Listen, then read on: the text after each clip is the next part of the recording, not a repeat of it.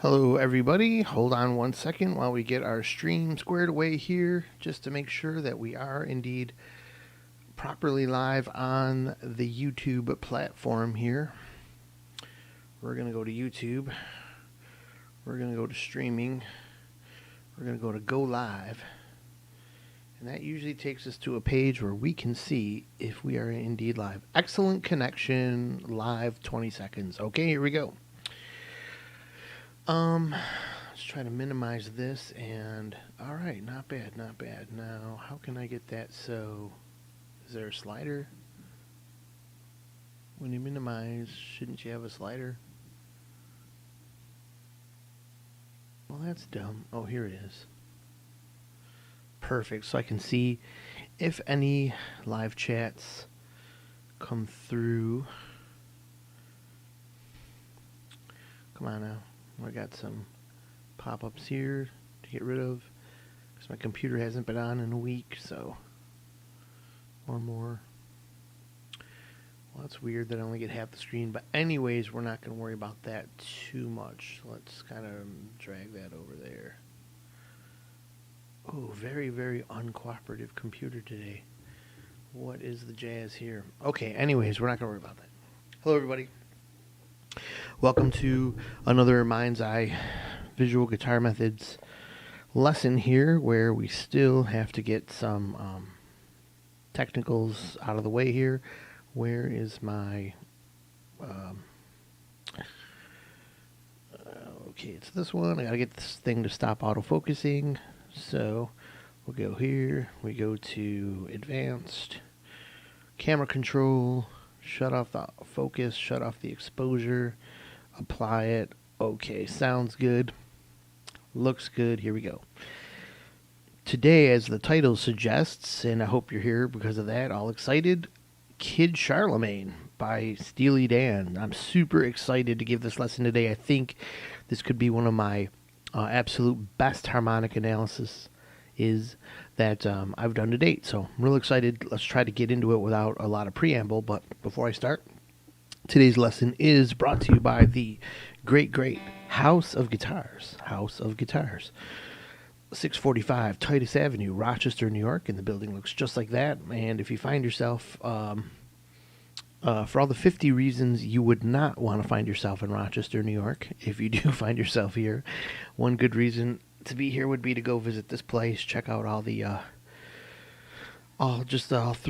whatever, how many floors they got of craziness there. It's a mob of albums and vintage stuff and guitars everywhere, and it's a Rochester staple, and great in the realm of USA music stores, and you can pick up a cool shirt, which is what I did. They didn't pay me to say this. I just had the cool shirt on, and I thought I'd be cool to them and mention the House of Guitars in Rochester, New York. I think there are some House of Guitars guitar stores in other places, but none are the quote-unquote Rochester, New York House of Guitars. You got to see it to believe it, to understand what's there. Okay, get a garbage plate while you're here. Don't ask me about that, but look it up. Okay, so what we got today is this Kid Charlemagne solo, and I'm going to show you something here. I got my camera position all perfect, but it starts with this lesson right here. This is Jonathan Eli's lesson. Really helped me out making this because he did a really great thing where he has the chords displayed as the solo is going, and that is really what I needed to kind of get. I always wanted the nuts and bolts of this solo now, and try to get into Larry Carlton's head, like where did this solo come from, and why is it so important about this solo. There's a lot of details here for you guys to get on the same page as me. But I think you probably already understand, the magnitude, the greatness of this solo. You'll hear it's like a jazz rock solo. It's not really just a rock solo. There's something going on that harkens to jazz, although it's not really a jazz solo per se. So what is it? What is that?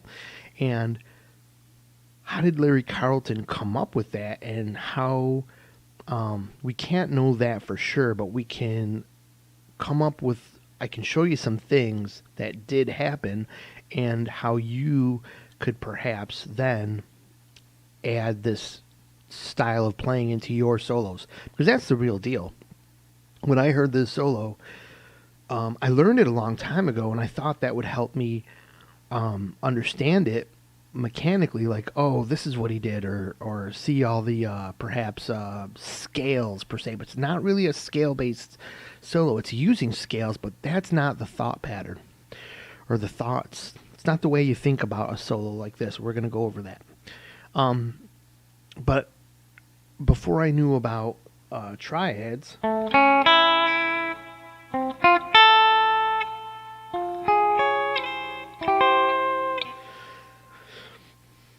I wouldn't have understood the solo. But lately in my I've been going over chord tones as my next step, since I've got scales all the way up and down the neck, as you've seen from my channel.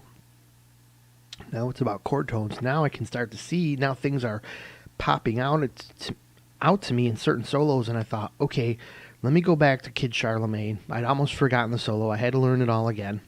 But I was rusty, but I got it back. And I could see now new things popping out at me. I could see ideas popping out at me. I said, oh, this is where this lick came from. And that's where I am today in being excited to tell you more about this solo. So like I said,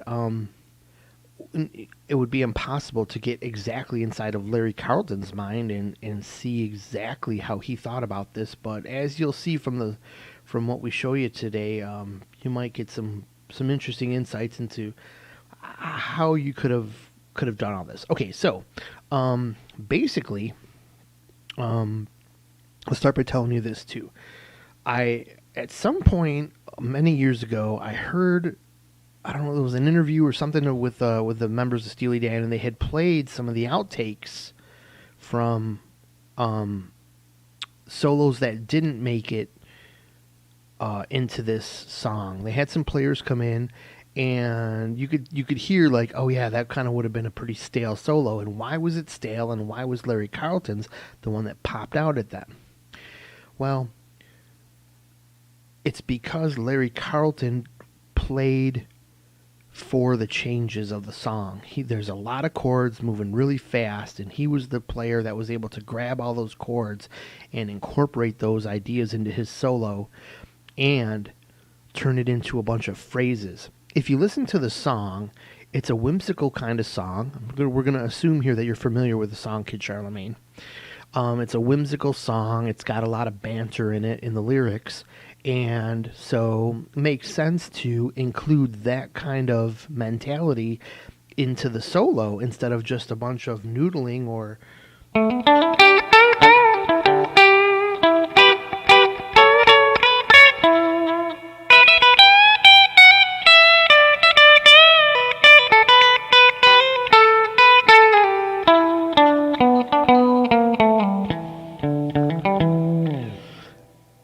Like noodling like that is cool, but it's all I was in one scale, wasn't paying attention to, any nuance, and he just kind of randomly doing cool things. And that describes a lot of guitar solos in rock. All depending, some of them have a lot more look at me and flash to them, and here's some fast lines, arpeggios being played, but wicked fast arpeggios all over, that kind of thing. A lot of showmanship. But this is different. This solo is kind of like talking. There's phrases. He's using what I think is even call and response. So let me give you an example here. I'm going to use one of the licks here, and to show how he took the chords, and it sounds like he listened to the chord palette first and said, okay, this is the framework I've got to work under. he said it sounds like he listened to it and said, okay, I'm going to play a bit here. I'm going to break it up and play a bit there. Then I'm going to play a bit there. And he also saw where he could play kind of over or through the changes to make his solo sound cool. And make it like little vocal phrases. So let me give you an example of vocal phrasing here. Here's a lick from the song.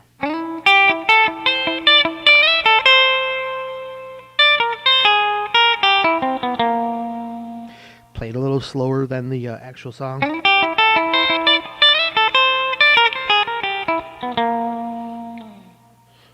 So you can hear the call. And then the response. Kind of like two people talking. Hey, I think we should hide the test tube and the scale. Oh no, oh no. The cops will see it there. Hey, I think we should hide the test tube and the scale. Oh no, I think the cops will find it there. You know,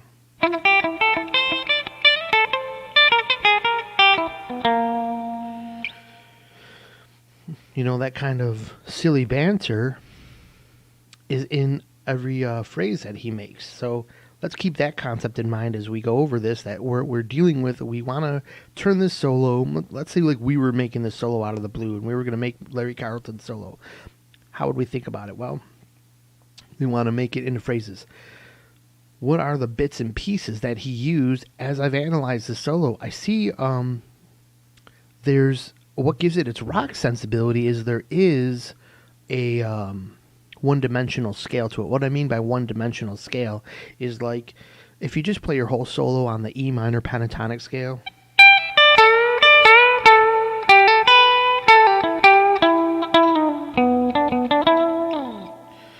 you can catch chord tones doing that. And let's take David Gilmour for example. He does.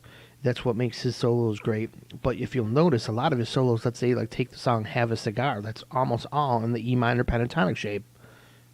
So,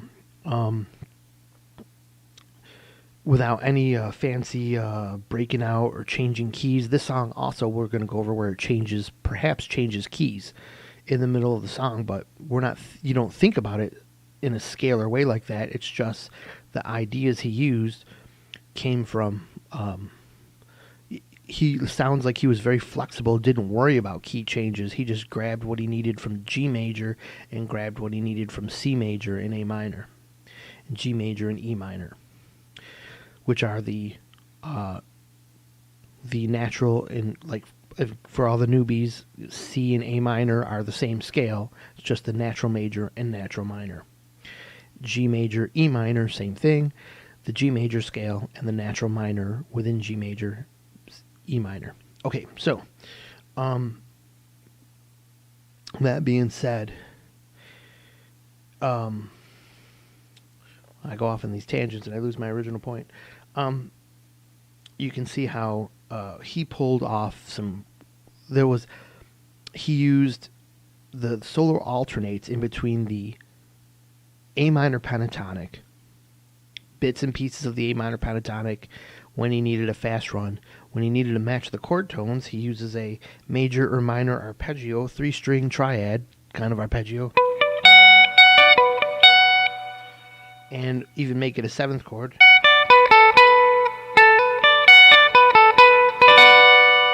Minor chord, what's that, like a B something? Let's see, G, B, B minor, triad.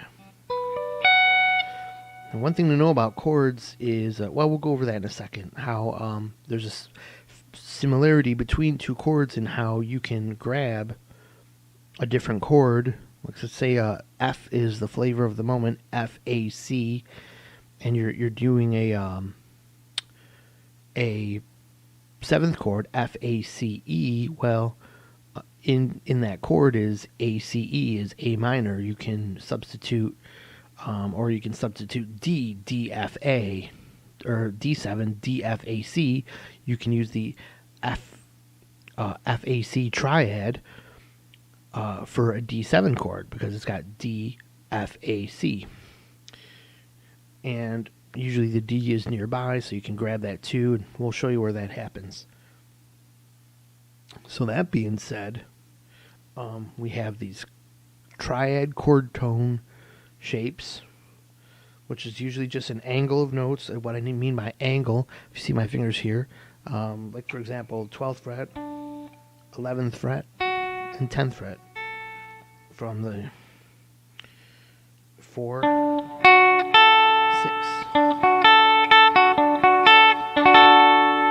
Nice happy sounding chord, because that's part of a major chord. Where does it come from? It comes from this bar chord. The same old cowboy chord that you know. So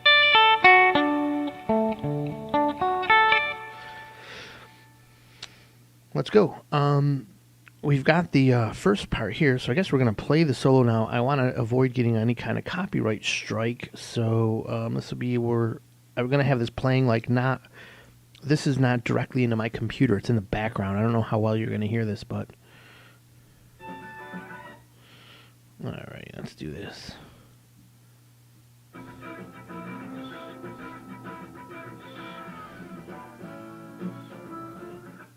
So here's the beginning of the solo.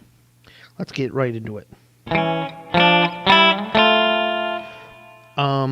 John doesn't show him, he doesn't play this, so apparently maybe it's just a keyboard part, but I think that has a little bit to do with the intro. I like to play it when I play the song. We're not going to really go into the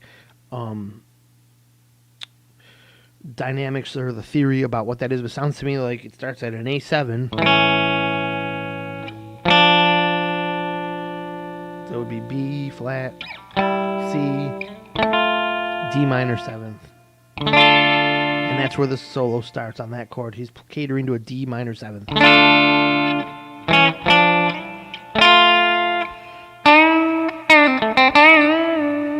And that's the lick he plays. And it's so simple, just a simple phrase to start with. And pentatonic to give it that, get you right in on rock and roll licks. Not give you any hint about what's to come. So you're thinking, geez, this might be a simple. Is this song? You know, this is your first time listening to the song. You're excited. You're thinking, hey, this is a pretty cool song. Now the solo comes up, like, oh man, here's maybe where it's gonna fall flat. I mean, who could play to all these weird changes? This solo is probably gonna sound terrible. So it's good to start with something that leads the listener in to that, because that pulls the listener in. Like, hey, maybe this is gonna mess up. So we got, let's go over the notes and show you where the lick was. So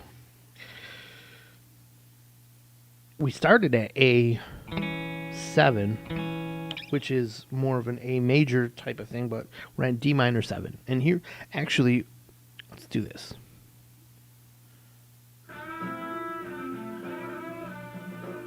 Okay, so that just went D da na na na na na na na.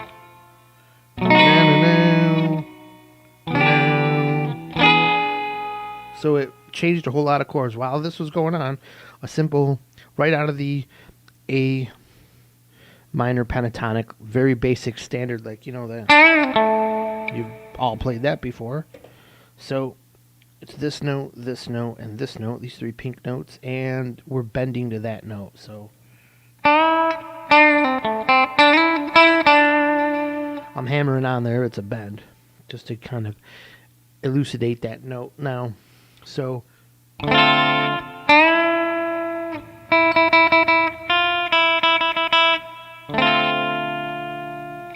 we bent a little bit flat into that chord. Even though the D minor 7th is playing there, he bends up into the second note of that.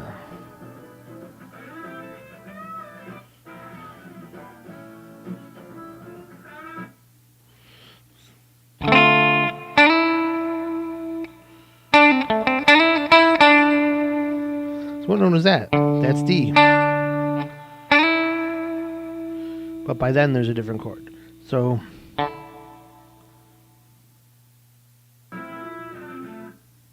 So this, that's over the F. You can see it fits right in. Here's the D.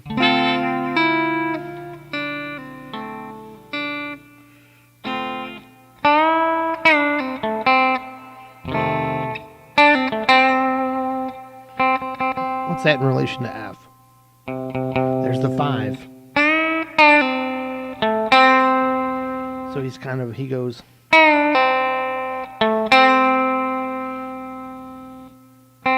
Caters right to that 5th note.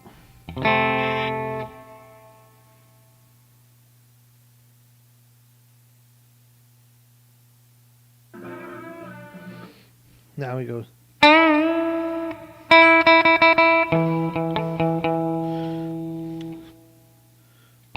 Plays an E, which is the 7th of that chord, and lands here over a B7 chord.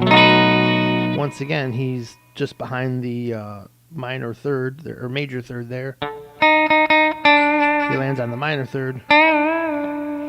Kind of an interesting little lick, interesting kind of use of tension there. Even though there's a major 3rd in that chord, he plays the minor 3rd, but you can kind of hear how the major and minor 3rd work there.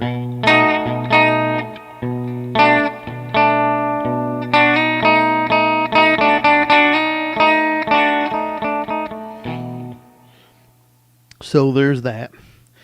But the thing is, that tension, which is this note played over this chord, instantly resolves into a good note because the next chord, the chord that this phrase is ending on, jumps to here. So the chords were, I'm going to go back to that, take a look at that F chord.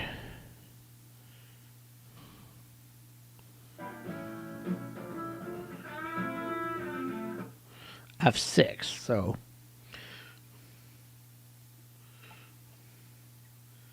we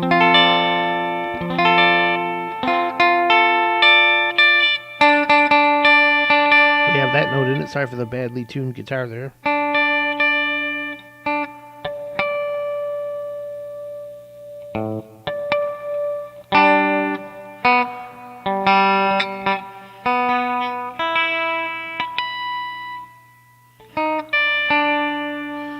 So we have that note.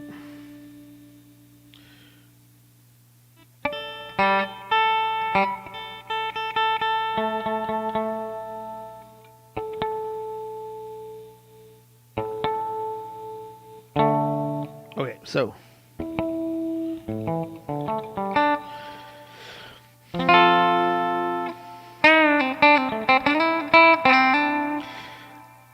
if I was just thinking in my head, so I'm stalling here.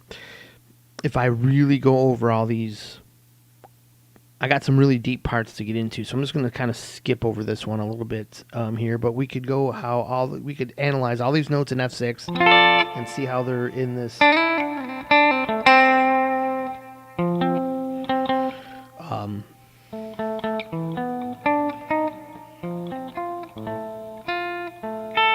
Right there. So those are 2 chord tones. Anyways, those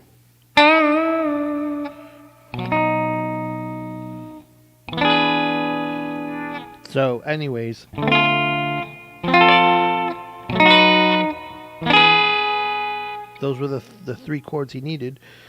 That he's looking at the phrase.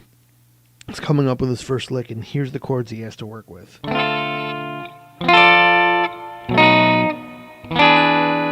What key are those in? Well, a D minor. We've got a D minor in C. We've got a perhaps it's the key of C, so it's and if we play an A, something out of A pentatonic, that's treating that D like the 2 of the C, which is a nice Dorian sound.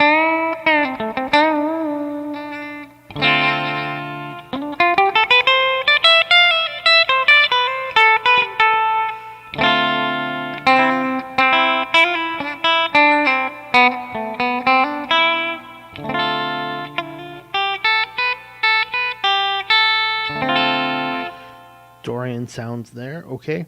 Then we got to this F. It's an F major chord. Does the key of C have an F major in it? Yes, it does. Great. This B7, though, what's either happening there? They've pulled that from another key. It's so quick, it doesn't really matter to really think about this in the scope of keys, because you don't have a lot to do over that. It's basically one note happening while that chord jumps there. He just kind of uses that to get to the E7, which in itself is they're basically the song is modulating right at that point. He grabbed a B7, and that B7 is like the it's kind of like the you can see it's the what do they call that, the substitute there, the 7 substitute. It's basically if whatever chord you're on, you take its 5th and you can substitute a B7. So if you wanted to get to an E major chord, you could take its B7 to get there. E major is the 5 of 7, or is the 1 in the B7 is the 5 chord, which leads to the 1 in the key of E. So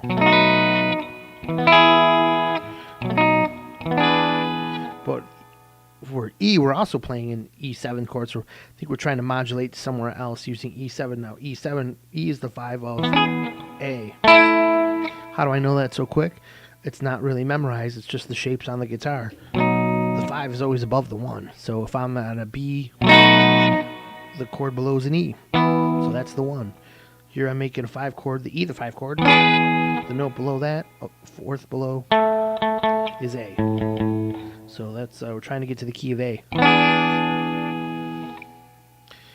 However, we'll see about the next bit. If that's in the key of A or not, I don't think it is. But anyways, it doesn't really matter because they're so fleeting. We're not really changing keys. We're just trying to describe to you like why would the song have pulled these keys out of nowhere? Well, they worked, and to make the whimsical sound of the song. And how can you play over them when they're not in one key? Well, you can still see that the A minor pentatonic still solved the problem.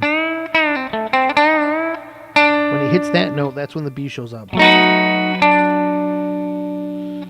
But then it's instantly going here. As you hear, now we're in the chord. So we went from tense is going to be a minor third played where there's supposed to be a major third, and then we're turned into the 7th of the E7 chord. So as you see, there's the beginnings of the jazz rock sound. We're catering to 7ths, and we're playing, we're building tension and resolving to the 7th note of the chord. So there's that, the very first lick. Now we build up again with the same kind of leading as the beginning, except we're up here playing like a whole new key.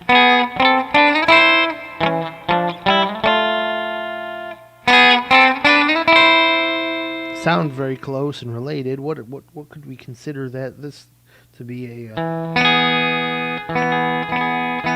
kind of like an E, F, G, A.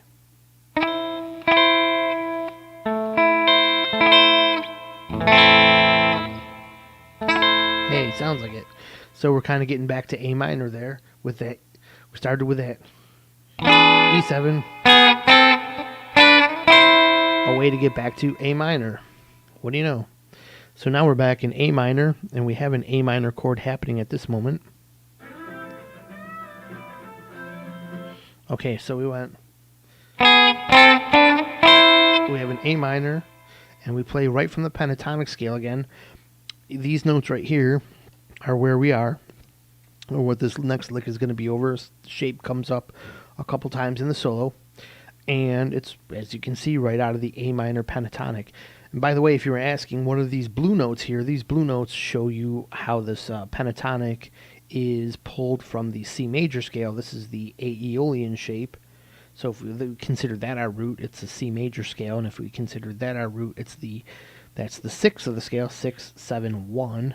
So 1, so C major, but the 6 is A minor.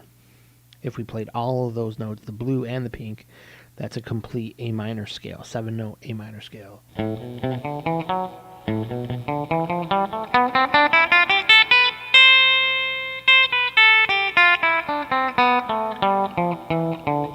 That's it as C. Here it is as A minor, Aeolian.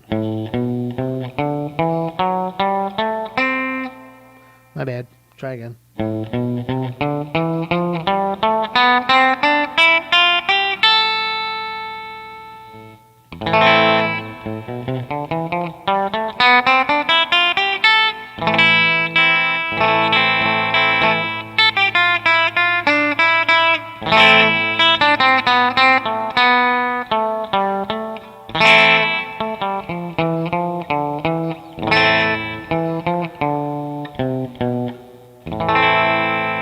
See how that same notes can be.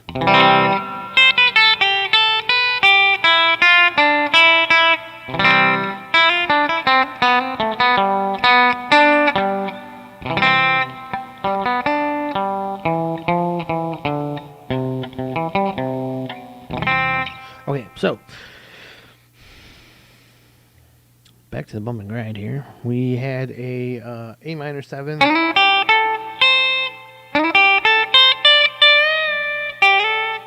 I don't know. I gotta hear that song to know that. What lick is coming up there? Although here.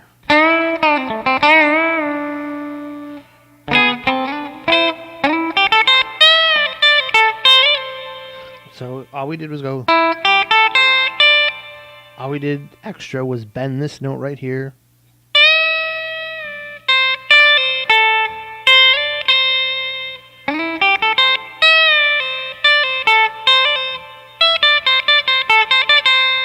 So let's mark that down on our grid here. We've also used this note here, the E.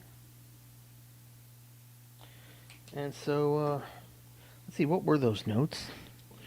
Why did they start going over, like, why, what is the purpose of the use of these notes?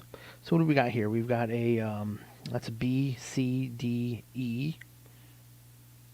We got our octave there, E. In between our octave, that's a fifth. So we should have the probably a B. It was an E, F, G. Oh, I'm sorry, that's an A.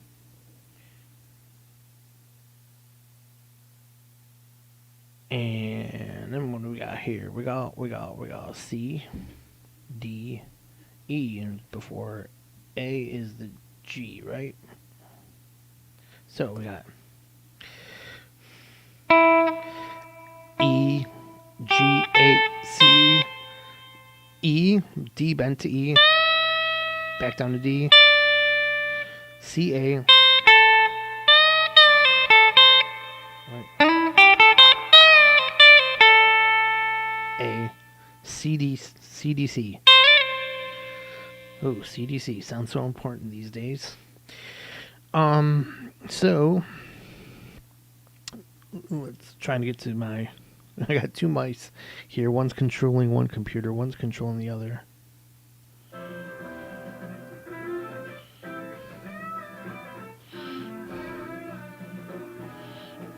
A minor, G, F, E minor. Okay, so what we did was we started at an A minor. We went, what was next? D minor. Oh, a little ahead of ourselves there.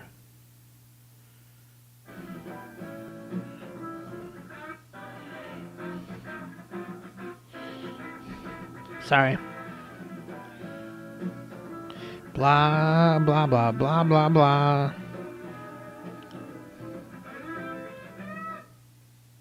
Okay, so he went.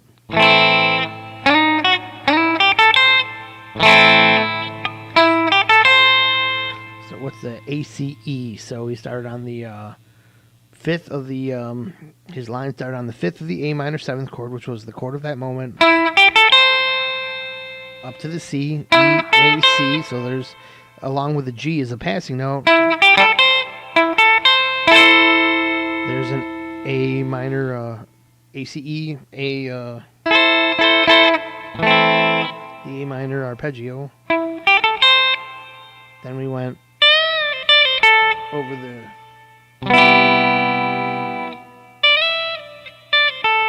see when that happened.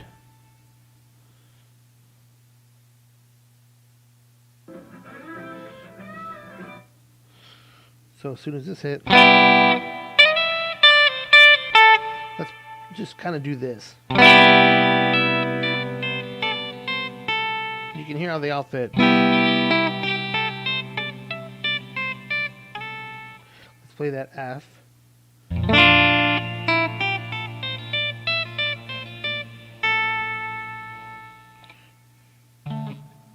I would have ended with E minor.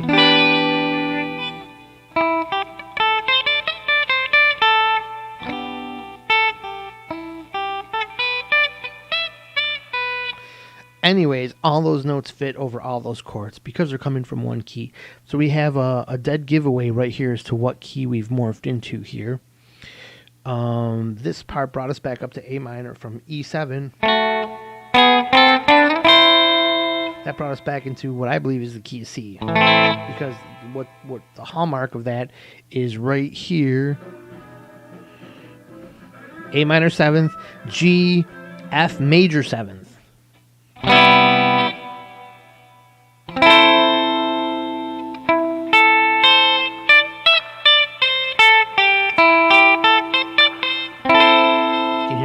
Notes work over F major 7th.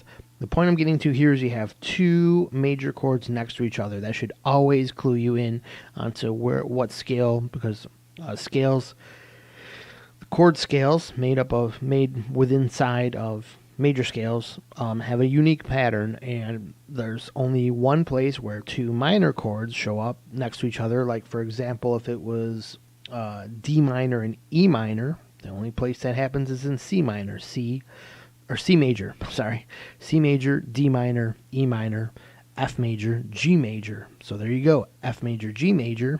That's your fourth and your fifth of your chord scales. So there we have a fourth and a fifth, the G major. So it appears we're in the key of C, playing the A minor pentatonic. So that's going to totally work for that moment. And at the end, he's got an F major chord going to a. So he ended up on with this chord playing.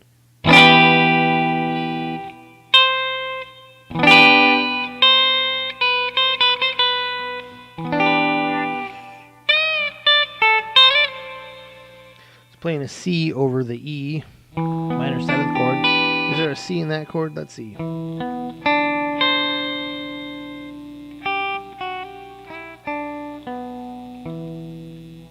No.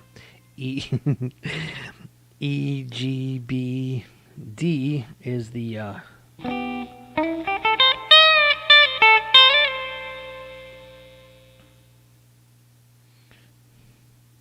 hear that again.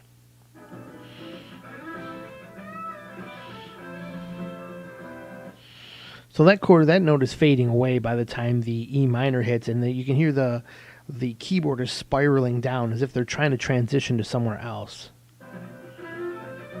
Now here comes a rapid fire lick over, we got a whole bunch of chords we need to know about here.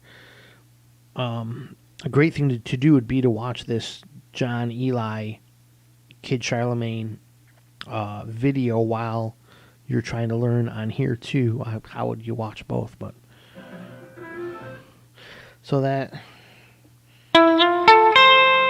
what do you notice from that lick right there? What did we just do?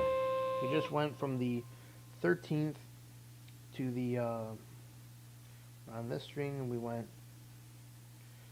right here. We went from a E F. Here we have the. So I got this right here. E, B, it's our G string, it's our D string, so something.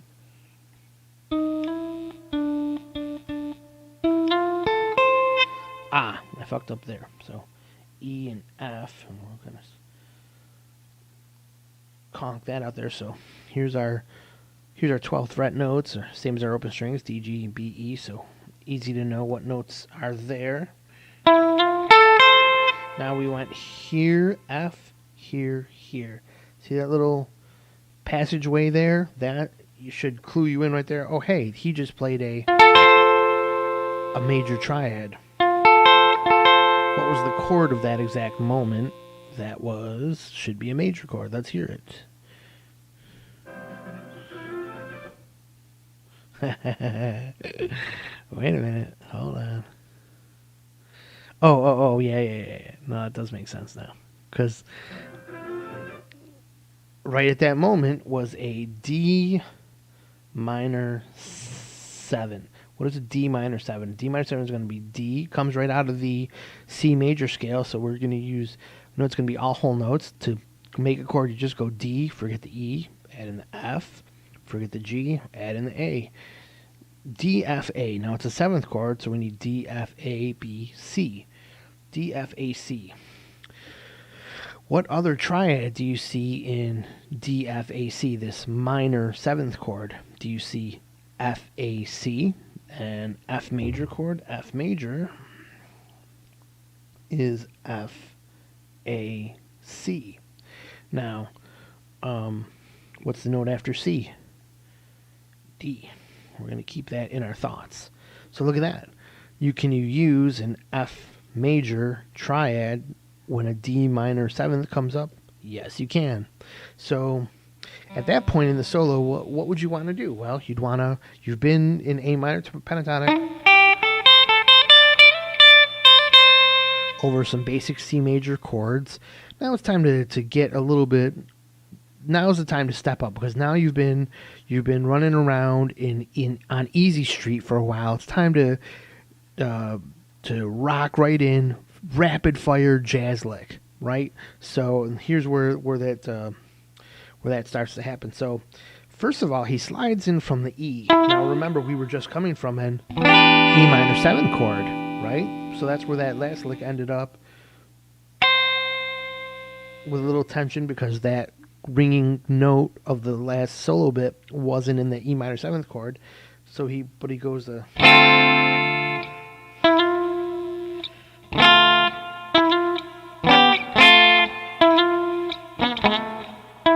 works, right? Okay, so he slides in from an E, covering that last little bit of that E chord, into an F, which is in the D chord. He started on a 3rd.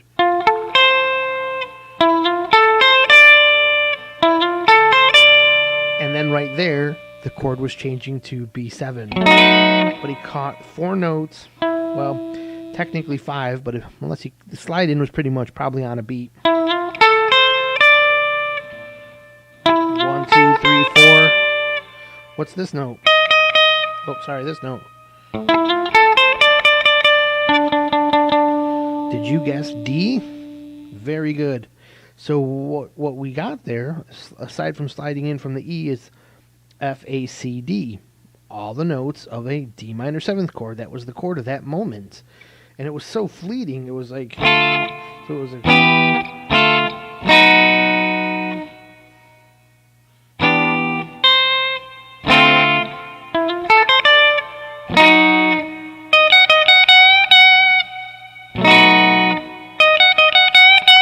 That's the next little bit. So you can see how could you think about that? So you've got this solo, and he's looking at the chords, and he goes, wow, there's a fast part. We're going, how can I cover that? He said, well, it's probably can, I'm ending my, we're getting out of E, going into the D and a B7, so I'll fly out of an E, fly up a D minor 7th. Arpeggio will cover the little moment that D7 comes up. An F major, our little triad there. You can call it an arpeggio, but it's kind of like a triad. And the cool thing about that is you slide right up. Now, also, you may want to take note here. I'm not playing it the way the tablature shows. I like this better because it shows that triad clearly, and it's just in one spot of the fretboard. It's just simply easier for me to catch on rapid fire. So I start here from the D string on the E note with my middle finger, and I slide up there. So I'm on the F, and I have my two fingers to go. So now I've gone. Now I can just slide up one to go into that B7 chord, cater to the B7 chord with just these two notes. What are these notes in relation to that B7? You can see they both work. Both sound harmonious with that chord. So what do we have here? We have a from the D, from the big D. So what do we have here? We had that's our G string, so it goes to an A. Here's our F, A, C. Because anytime you play one of these triads, it's always 1, 3, 5. So F, A, C. There's our D. So do do do do do, and then we went to D sharp, E flat. I always write them like that. But since we played a D note, we're going to consider that an E flat. So we went to E flat, and then to what's this note? F sharp. Now look at that.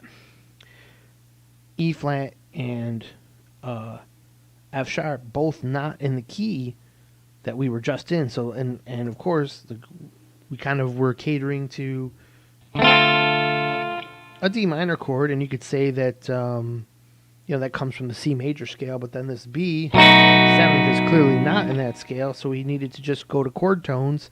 We're not really thinking about jumping scales here. All we need is the chord tones, which are and it's just find the neighbor, the closest neighbor to where you are. He just found the, all you need to do is slide up there. How could you know this? Well, this would take knowing all the notes of your guitar, knowing the notes of this chord. Let's find out where those notes are in this chord. So what do we have? It's a B7. What's in a B7 chord? Just write out your chords. So you got a B7. What's in a B7? We have a B. No C, we got a D. No E, we got an F. And no G, we have an A. B, D, F, A. So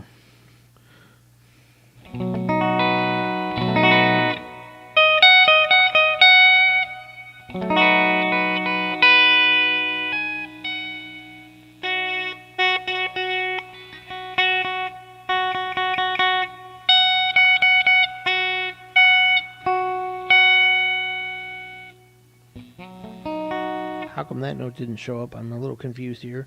I think I did something wrong, so hold on. I messed something up here.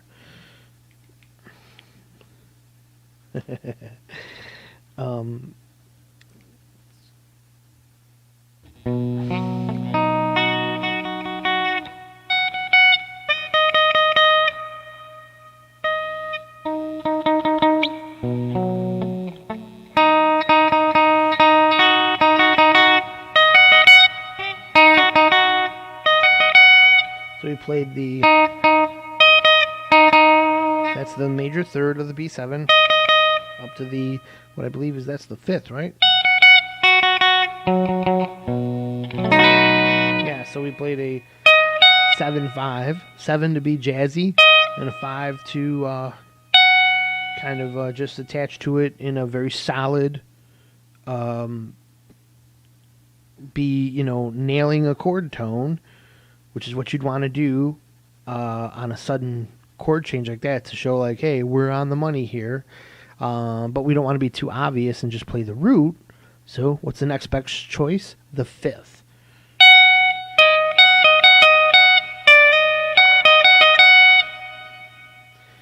The seventh, probably just since that was just an easy neighbor tone, but it's jazzy to enter on the seventh. That's all he had time for. It's such a quick chord. So then he bends that F up into the F sharp, up into the G. Now, why does he do that? Well, at that moment, that's when the B7 turns into the E minor. Let's hear it. So you can hear that.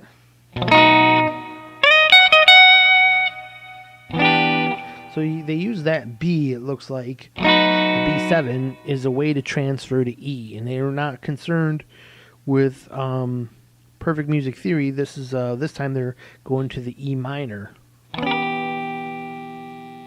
So there's that for you. But how to get to E minor? Well, think of this lick with E minor. It goes... They bend the F sharp into the G, back to this F sharp, and then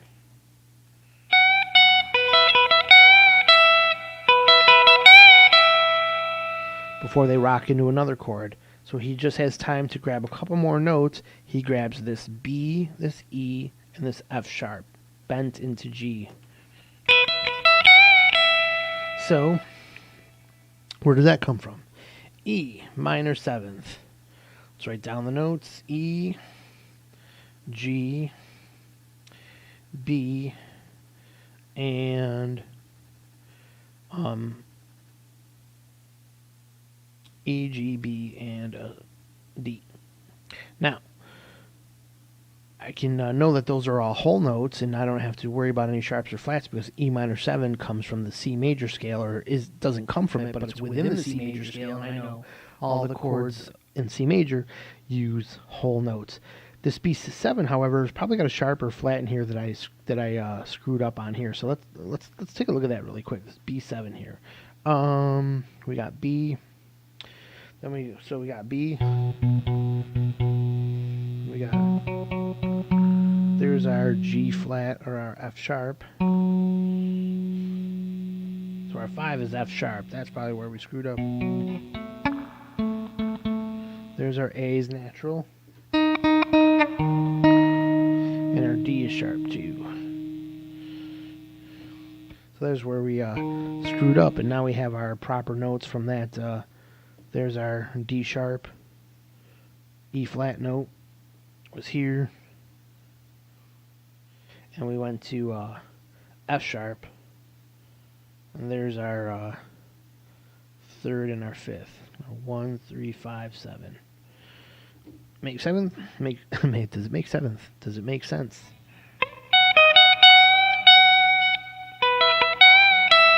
All we had time for was this. B, E, F sharp, bent to G, back down to F sharp, on the E. What did that occur over? An E minor 7th chord. And that was what chord? Is a B in there? Check. Is an E in there? Well, obviously. And the F sharp is not in there, but what did we do with that F sharp? We bent it into G. Now, furthermore, on that F sharp, though, if we look at this pattern right here, we're going to notice that we're in this Aeolian framework moved up into the E, or you could even think of it as E pentatonic with that scale note right there. But so anyways, that came from this.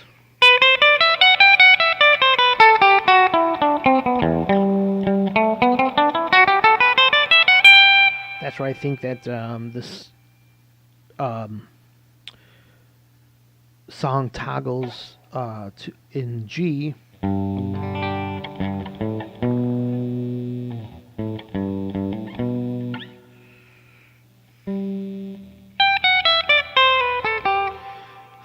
However, this is just stuff leading so fast.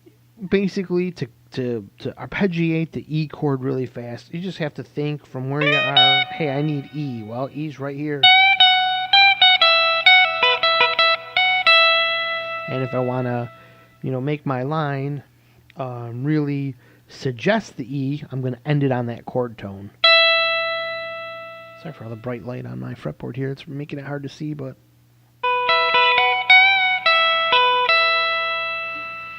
So rapid fire, we go into our next chord, which is going to be... Uh-oh. Where did Eli go? Eli, where are you? Okay, there he is. We're back way...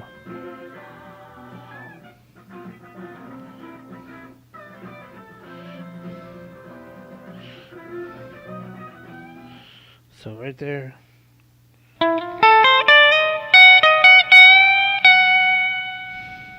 Here's where he's into the E chord, E minor 7th. Now right here he goes into this D6 chord. And the 6 is important. So let's write all this. Let's write a D6 chord down. D6 is going to be D, E, F, G, A. Now it would be B, C, but we're not. The C is the 7th, so the B is going to be a 6. So D, F, A, B. He's got to cover D, F, A, B. He goes.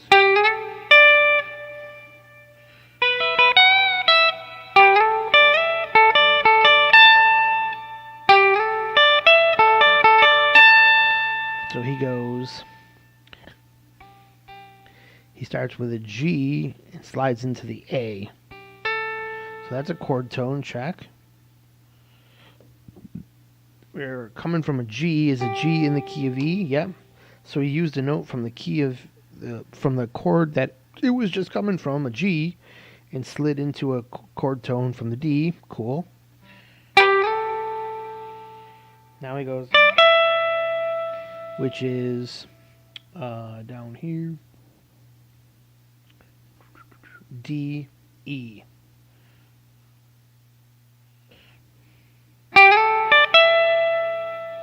So we got a chord tone.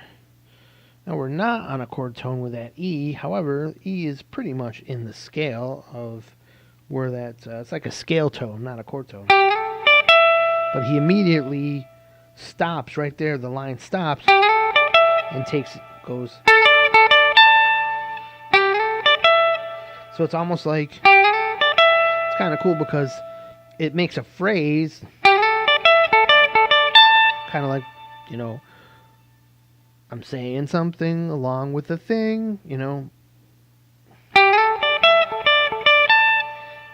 Hey, don't forget to bring along the scale. Hey, don't forget to go grab the scale, you know. So G, A, D, E, it takes an abrupt stop on that kind of like outside note, then goes A, D, A, D, which is 2 more chord tones, the 5th and the 1, really, and ending up on the 5th, which lends him the ability to bend right into the next chord tone of the next chord, because right there we're done with the D6 chord. So what's the next chord at the moment? Perfect. So now we got a C major 7th. So a C major 7th. Running out of space here. So we got C major 7th. That's right out of the C major scale. So we're going to have all whole notes again. Our C is going to be our root, our 1. We're going to need a 3, a 5, and a 7. So C, B, A, B, C, D, E. I should know this. C, E, G, B. So we've got C, E, G, B to choose from.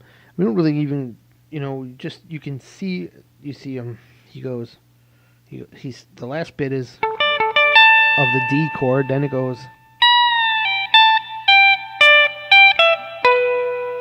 over the C major. That's the lick over the C major.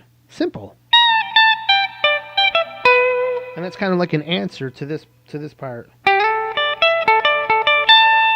Should we go and grab both the scales?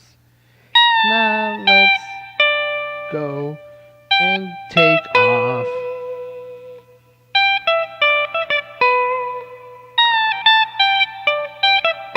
Now right here, you should recognize that immediately. Oh, there's a triad, a minor. That's a major triad. I think. Anyways, we're gonna discover that in a second.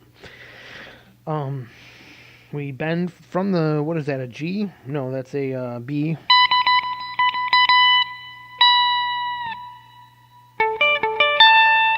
So we start at a B, pulling down the 7th of the new chord, going into an A scale tone, Then we got a, what is that? That's the 15th fret. We got G and D. So we've got, hey, look at that. We've got a G. D is just a scale tone. He does an abrupt stop again on that scale tone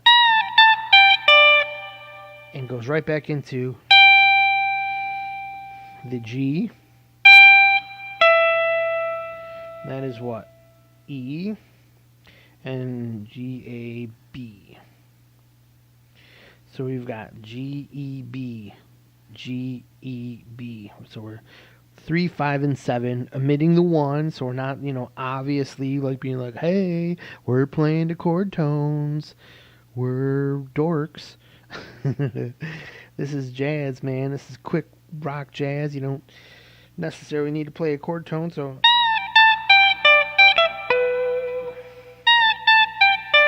a little tone to catch a beat there was the D, then G, B, E, B, and now we're on to another lick, which is using that note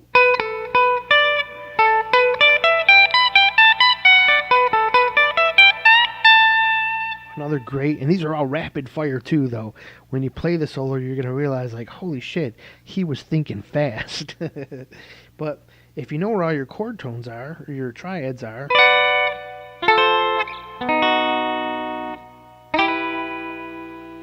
you can know where all these things are.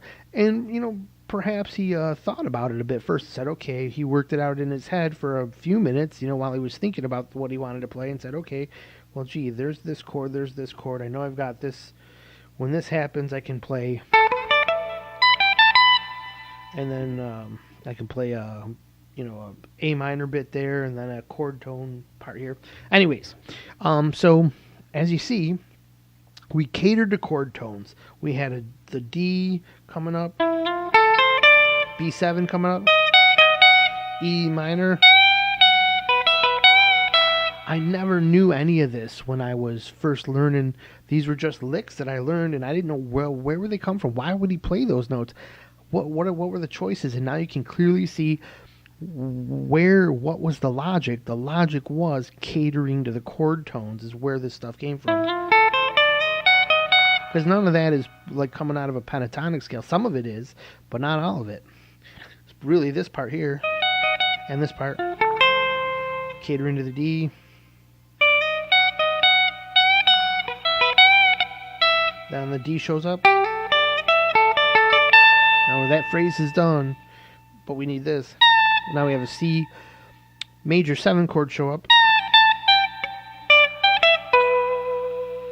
Now we have a whole rapid fire series of chords come in.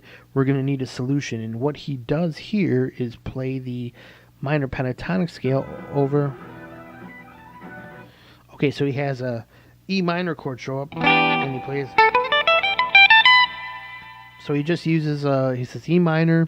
All right, let's just go for, we've been chord toning for 4 chords there.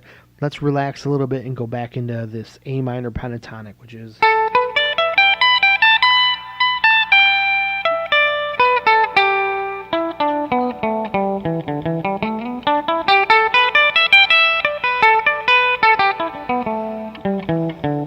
I misspoke.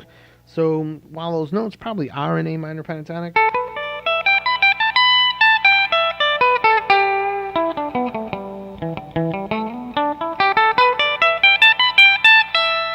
those are coming to my ear right out of E minor pentatonic. So very easy to transition. In the C major scale, both those pentatonics exist. This would be over the 6 chord, the A minor pentatonic.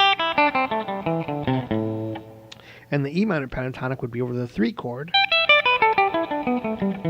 But also, like I said, this solo seems to be toggling between the ideas in C major and G major, which is very possible because those scales only share or only differentiate by 1 note. So they share 6 notes out of 7.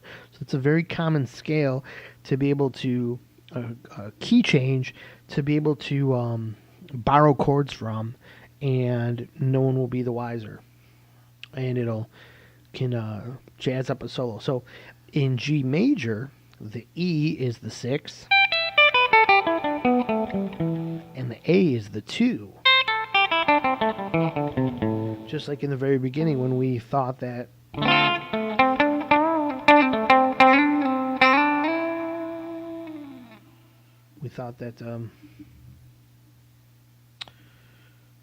well, never mind, because that was D, that was the 2 of C. But anyways, getting off track.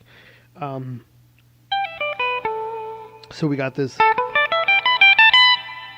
right over the E minor chord, so we're not going to talk about that too much because it's a pentatonic run out of the E minor scale. So it started with what? A, B, D, E, G, C, A, or B. B, G, A, B. And it ends there, but the lick doesn't end. The lick's still running right over a chord change. This is awesome because this lick, the complete thing is,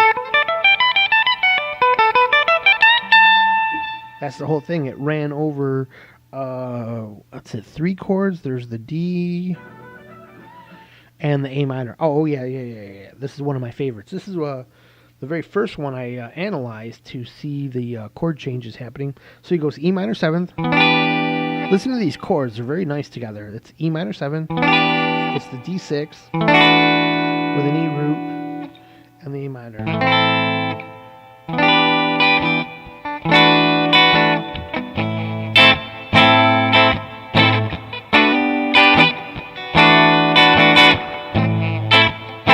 You could make a song just out of those.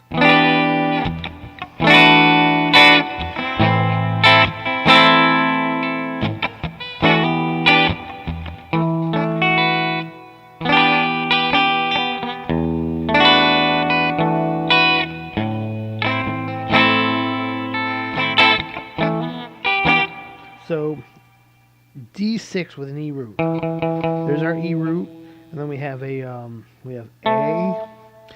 D, F sharp, and B. So what did we say we had? We had E. Am I still on the page here?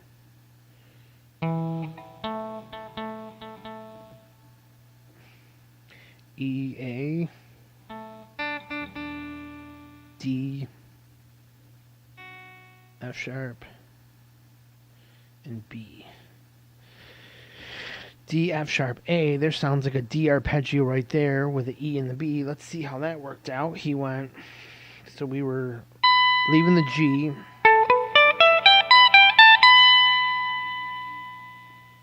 And then right here's where the, wow. You can hear those are very harmonious. Actually, that arpeggio is harmonious over the whole progression. Here's the E minor 7, the D,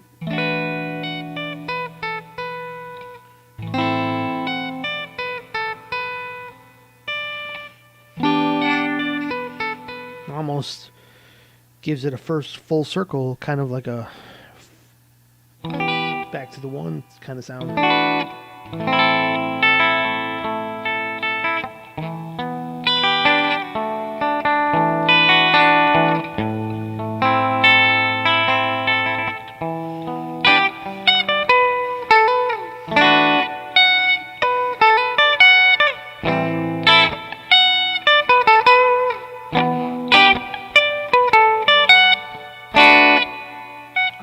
Sorry, I'm getting lost there.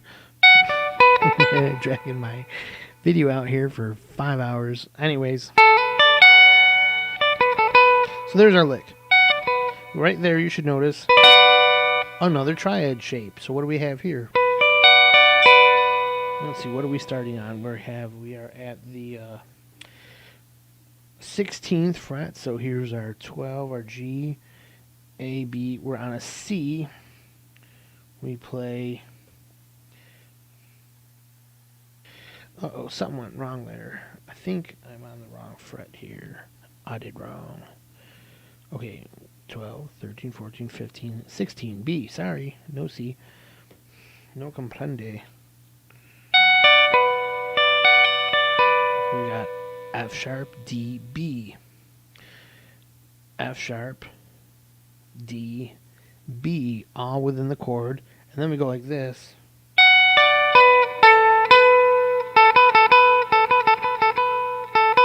That's A and B, once again in the chord.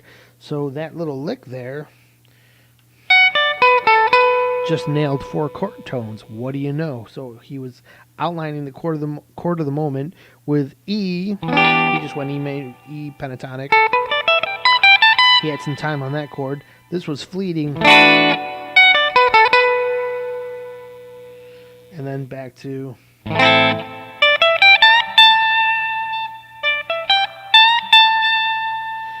He went, for the A minor chord, he went D, E, G, A, bent up and back down to A. So a real, just an interesting way to...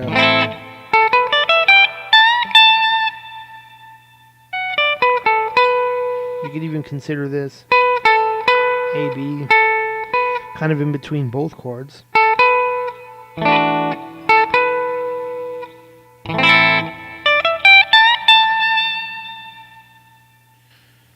So yeah,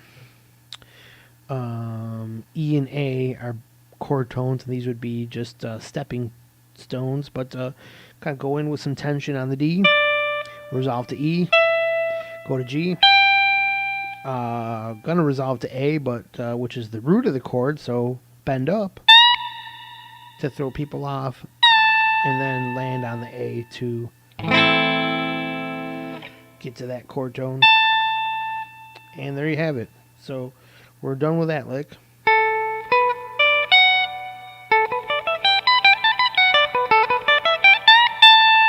Next, so we're on this A minor chord.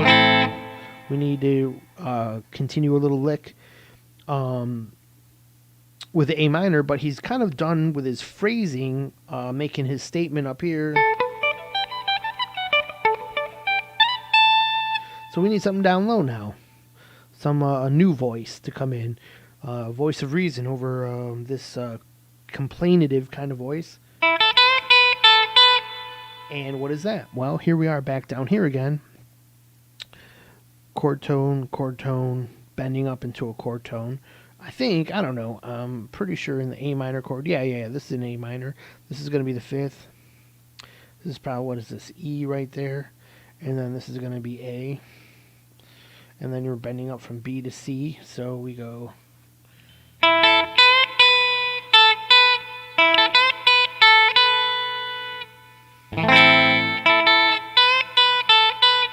Now, we kind of put a little, even though we were EAC or ACE for A minor, we got a little emphasis on this B note because we bend from it to this C, but then go right back to it.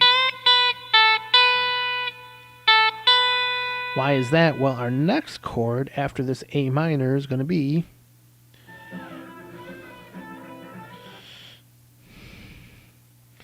a G6, a Pontiac chord.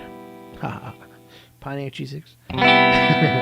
And you can see I have it outlined right here. So what's this G6? A G6 has G6. We need the 1, 3, 5, 6. So we have a G, A, B, C, D. We know G comes from the key of C, or is within the key of C, so a G major chord is going to have all major, or all, no sharps or flats. This is what I mean to say. So D, and then the next note C, since we'd skip the C if we were going to 7, and it would be G, B, D. Wait a minute. Sorry, E, my bad. G, B, D, E, or it would be G, B, D, F if it was the 7th chord. So we're in G, B, D, E, G, B, D, E, G, B, D, E.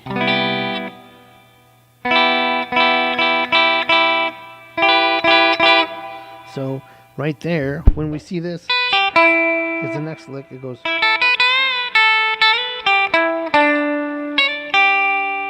So right there we should alert. Oh, there's another chord tone, cater. And where does that come from? Well, here's the bottom of that G6 chord.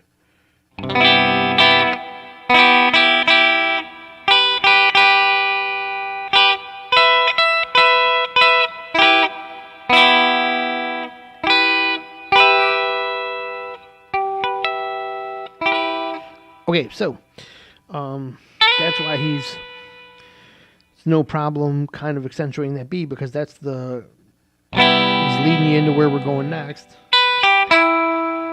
So we have B, G, E, and then we have the B, the G, and the E. We've everything but the 5. He goes.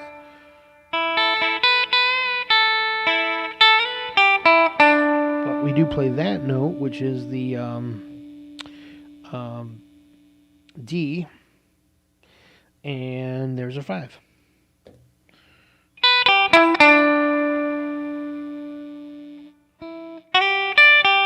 So it's a. Then we got a. Continuing off that chord shape, we've got a D, G. So it's really, there's the octave. Octave, 5th octave. I'm sorry. Yeah. No, there's the 5th. That'd be the 4th. But anyways, that doesn't matter. It's the D, G, D. D, G, D. 5, root 5. Nice way to end to accentuate that chord. Really spell it out. Hey, I'm on the 5th, I'm not on the root, then I am on the root, then I'm on the 5th again. And it's actually the whole lick would have been what is that? 3 1 3 1 5, right? 3 1 6. 3 1 3 1 6 5 6. We played every note with a cool little, with a riff that sounded like a phrase. Didn't sound like it was catering to the chord, because it wasn't just, root 3 5, because here's the chord. It was a mixed jumble of notes. Nice, easy under the fingers too. Slide right into it. And that puts us right in position to play the next lick, which is going to be in this little kind of bit of pentatonic right here, which is part of this.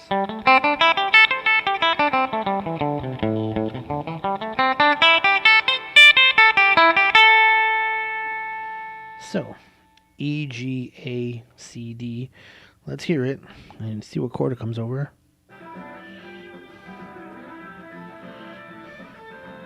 Okay, so there's our little phrase there.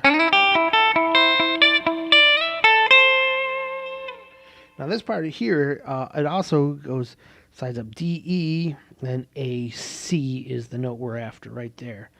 Now you might wonder, where did that C come from? Is that, are we still kind of just jamming pentatonic ideas here? And we are. I don't know if you noticed that shape there, but that shape only occurs one spot in the pentatonic scale, and that's in this shape here.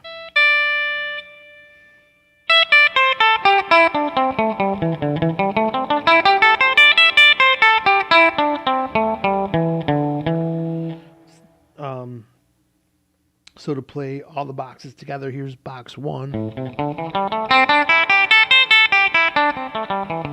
box 2,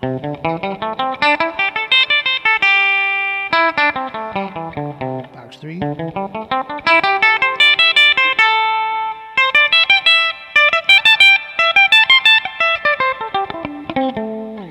so we're just in pentatonic box shapes there. So he goes. Now, the interesting thing about this little ditty here is he's over the F6 chord, F6 9. Let's find out something about that chord. F6 9. So what about this F6 9? So let's write it where we got some room here. How about down here? F6 with a 9 in there. So what's F6 and 9? So we got our 1 is going to be F. A, C. Now E would be the 7th, but we got a 6, so C, D. And then what's the 9th? Let's see. The 9th, let's see. 2, that's the 2. And what's the 2? The A.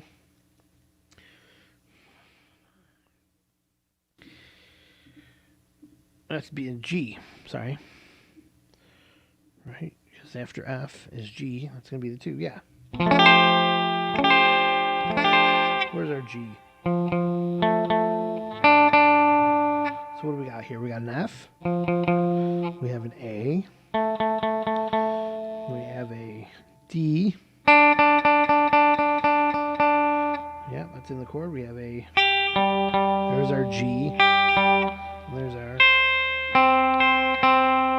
C. Okay. So there's all the notes that we needed. This lick, though, however,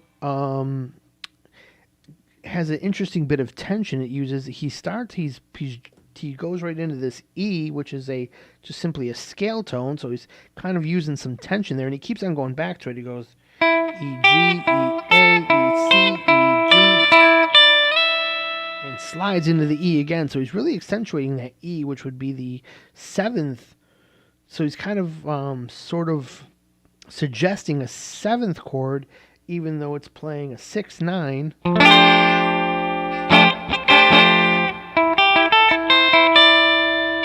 Maybe some other interest. The bass might be doing something, or there may be some other keyboards in the background that are toying with the E note. I haven't explored that, so there may be some other deeper logic as to why this E note works. But I'm just going to say that it works. It's basically the 7th of F, so there's a little bit of not so much rhyme to the reason here, but it still works. It's a chord tone, and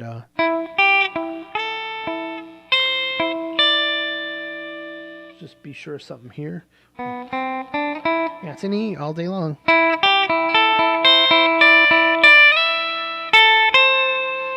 So he ends up on the C. He ends up on the 5 of that chord.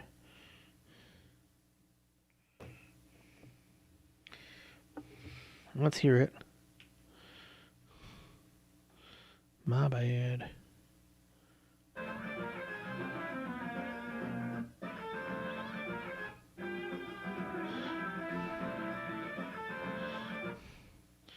So it's like...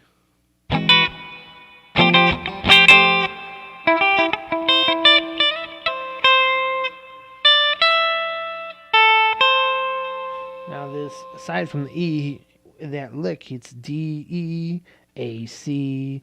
We got the D, the A, the C. So we've got 3 chord tones in there versus 1 scale tone, and it's about the ratio he's been using on the other licks when he wants to build some tension. So now the chord changes, and let's hear what happens. What chord is it? It's a B flat 9-13. Now, B flat. We haven't played a B flat chord yet.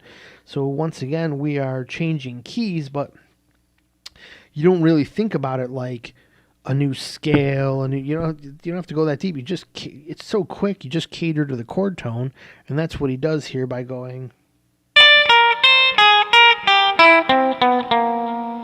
And he's using these chords, especially these changes in key, tonal centers, should I say. He's using these changes in tonal centers to create the call and response phrases. So, for example, over the F, we were comfortably in that kind of C major pentatonic.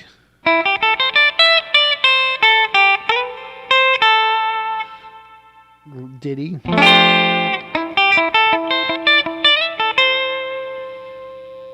with a little bit of tension, playing that E over the F.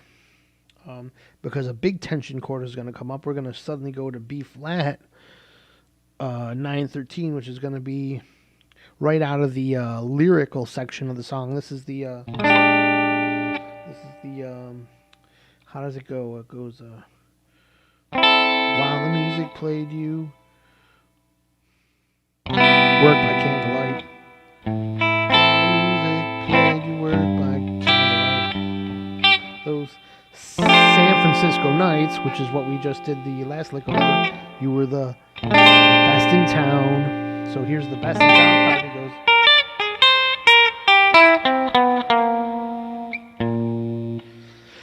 That's a big lick. Let's check it all out. We need some more chord tone writing ability here. All right, let's we use right here. Okay, so we have a B. It's a big chord here. B flat 9-13. B flat 9-13. What is it? It's a B. We need a 1, a 3, 5.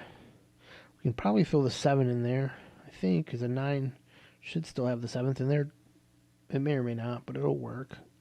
7, 9, which is the 2, and the 13, which is the 6, right? Yeah, it's 2, 4, 6. So the an 11th would be the 4. Okay, so B, C, D, E, F. Now B flat, that's going to incorporate a some sharps or flats here. So one of these is going to be sharp or flat here. We're going to have to figure that out. Anyways, we got our 7 here. Well, here, let's do it from the fingerboard. There's our B. Then we got a flat here. That'll be a G, A flat. Or it could even be G sharp. Well, we're going to leave that B for now.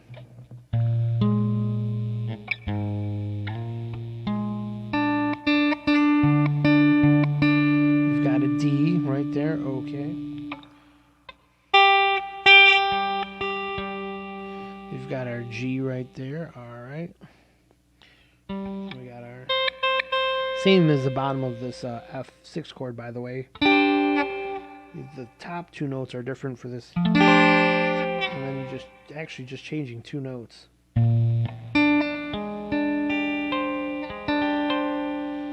So what was that 6-9? It was C D G, which is down here. What do we have? F A C D G. So we gotta have C D G down here. So it's got to be a C. This is what? C. C. C senior, F, A, B, C. 13 is a... Something's wrong, though. These are the notes that are being played. Let me just write it down like that. We have a D. We have a B. We have the B. We have the A flat. We have the D, the G, and the C. So I don't actually see where the 9 is, but that might come up. Oh, that's the A flat. Okay, we did mark that down. Okay, so we just don't have a 5 in there. Okay, so we're not playing the 5. We're not, and you don't need a 5 on a chord like that. It's too much clutter. And the 7th. Oh, we do have the 7th in there. So 7, 9, 13, which is G, A, C. Okay, so we've got the B, D, G, A flat, C. Makes sense. Now,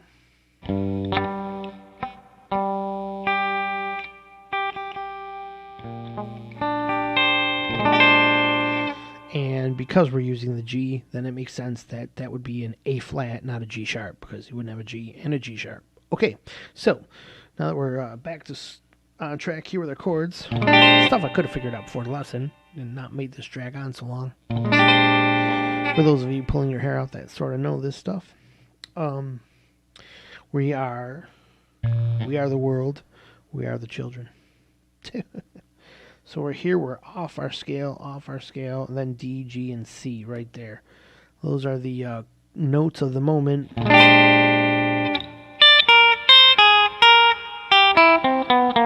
That's our lick that we played over it. What did we play? So we played D. There's our A flat. Then we played our C, and we played our... oh, no, there's our A flat. Sorry. We played our A sharp there. Our B flat. Oh, yeah, and it's B flat. Sorry, look at that. B flat is our one, which we have in the chord. So we went 3-1, right? So 3-1. And what did we do? We went from a C to the A flat. So we went to the 13th to the 9th. Very in the pocket of the chord, which is once again the 3 and the 1. You know, the basics of the chord right there. Then the extensions of the chord. Then back to the what were we? That's the B flat. The root. Make that a little clear, but now it's just a mess. Our B flat.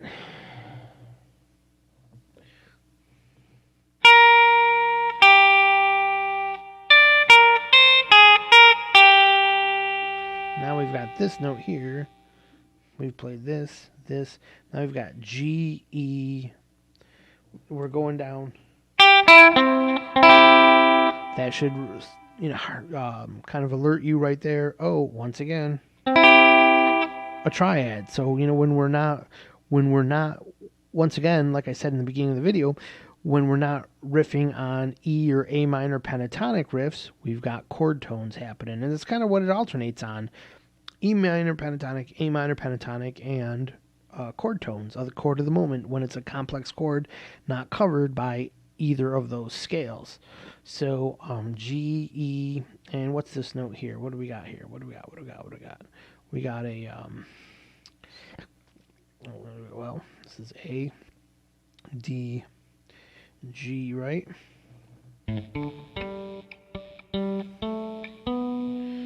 G, A, and B, so C. G, E, C. And in our chord flavor of the moment, we've got G. Our E is a stepping note here that's not in our chord. And the C note is in our chord. So we've got...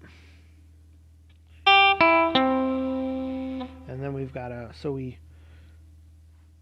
in the scale though, so, or within reason, I guess. I don't know, a B flat. Where does that even come from? A B flat, 9/13. So that's a major chord, a B flat major chord.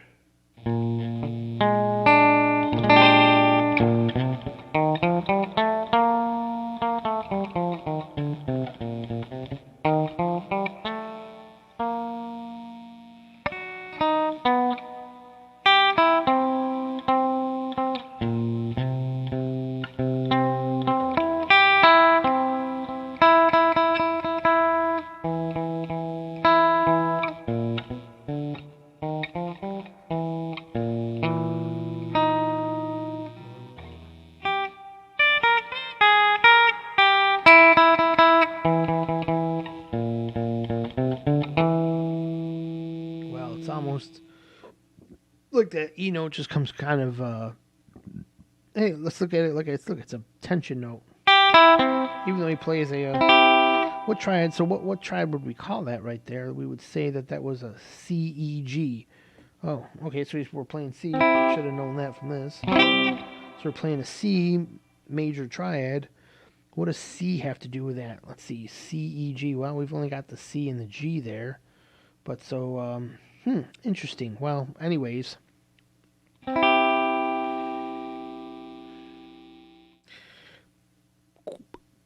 I'm looking for ways to explain it in a theory sense. There's a couple different ways you could use it, but it's just one note that you're passing over. So we'll just consider it an interesting passing tone.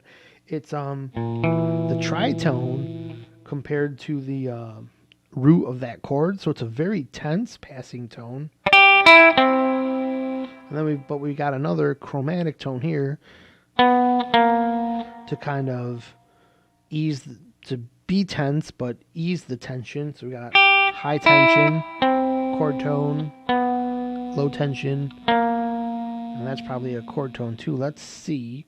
I haven't experimented with this yet, and we have a C, we have an A, and we have the B flat. So yeah, the root of the chord.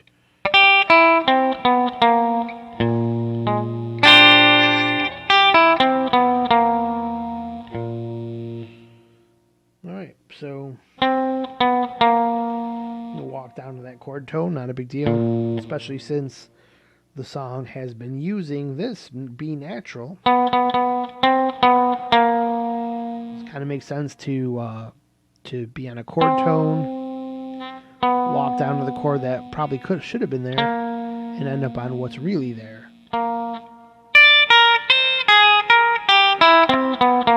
I mean, just the fact of the matter is that chord is so outside of where we've been playing.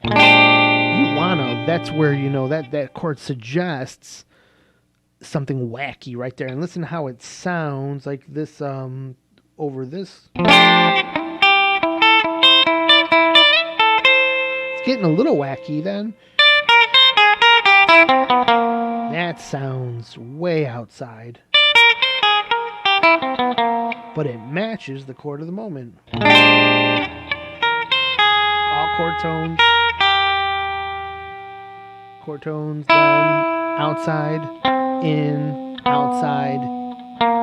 Nailed it with a root note. So you can see the use of tension on off. Maybe those are, I don't know if those are off beats, but at least every other note inside the lick.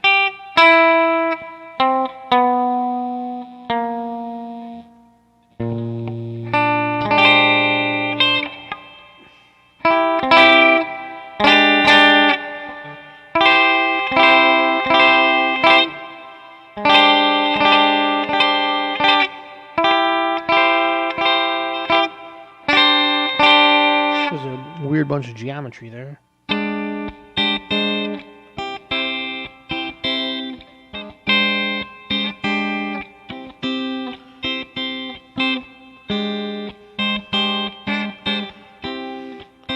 It's almost like the resolve.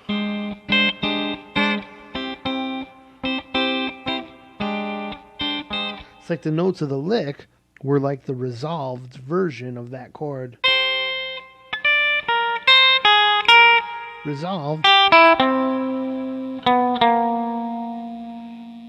And then you deflate back down to the chord of the moment. Okay.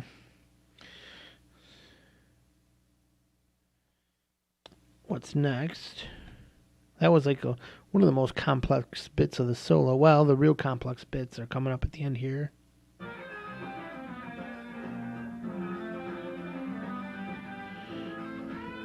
Okay.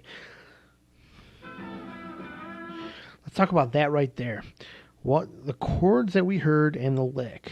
It's kind of a basic sounding lick, and that's because they were pretty basic chords right there. After this craziness, we go right back into normalcy. So we've got F major, G major. What does that tell you? An A minor. So we got the 4th, the 5th, and the 6th right there. We just played a 4, 5, 6 in the key of C with a C major. So 4, 5, 6, 1. So how can we handle that? Well, with some general pentatonic licks again. He went. How vanilla plain pentatonic is that?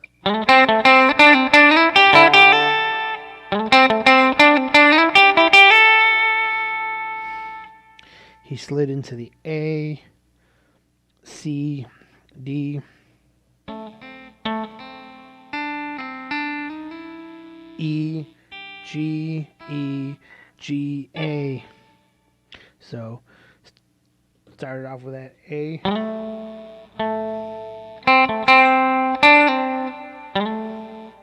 ACA, which is part of the F. FAC.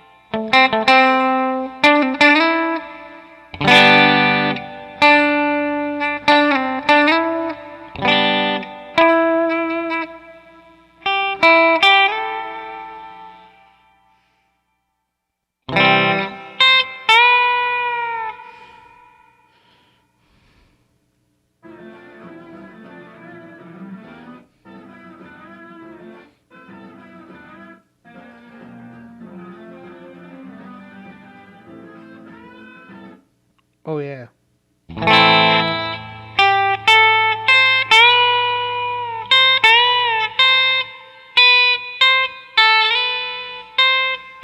Takes the A and bends it up to B for the A minor chord, bending it into some tension.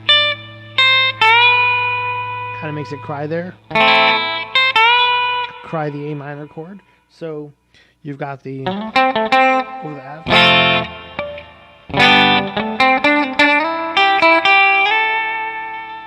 Over the G.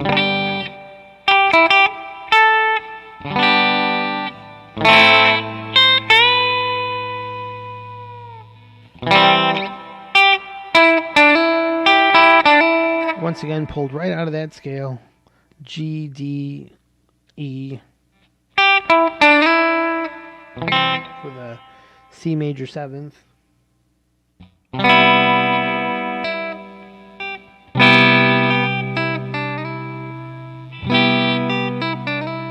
See how that sounds nice and congruent?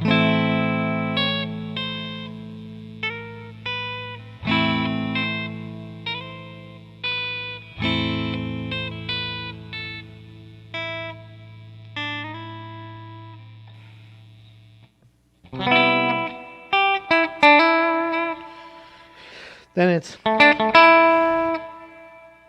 So, anyways, just long story short, that was just very basic. Like I said, 4, 5, 6, 1, 4, 5, 6, 1.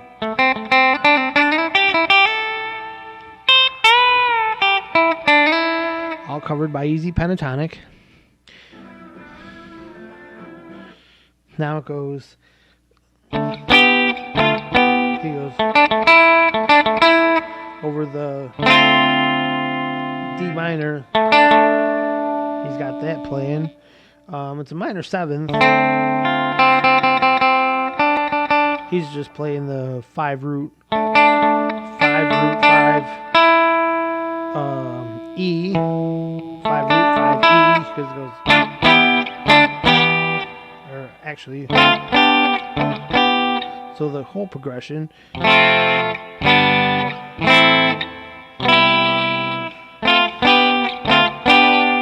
really still pretty much in the C major scale. Both C and D are there, or both E minor and D minor are there, sorry. Here we get a little bit funky.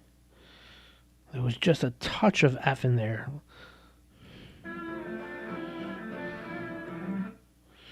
Oh, wow. So, he covered by playing catering to D, E, D, E, D, E. Then it went, just touched on this F minor for a second, where he went.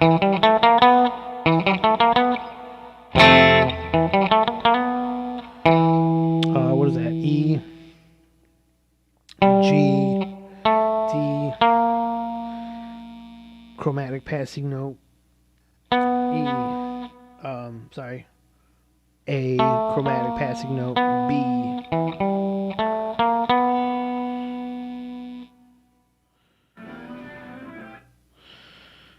I don't even think there'd be any reason to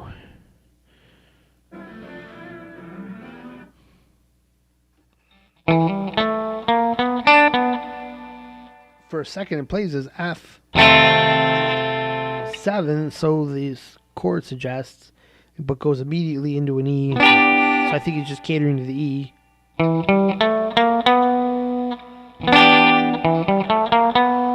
Minor seventh. That's probably more like what's going on there.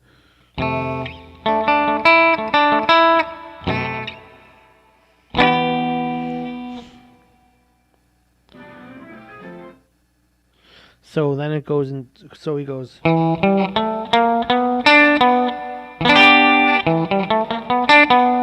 then it goes.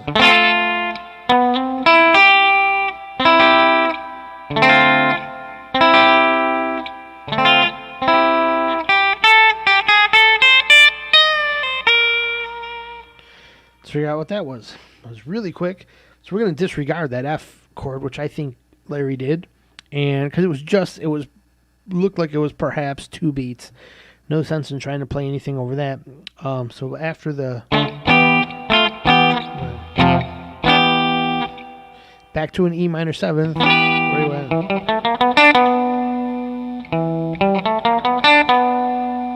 And that's where that ends. He slides up. So it's like basically 2 talking patterns there. This was.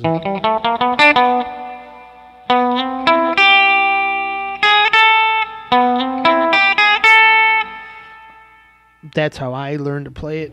It was a fast jumble of notes at first, and then I broke it down by like, okay, I need to learn this, and then I need to learn right after I hit that note, I go,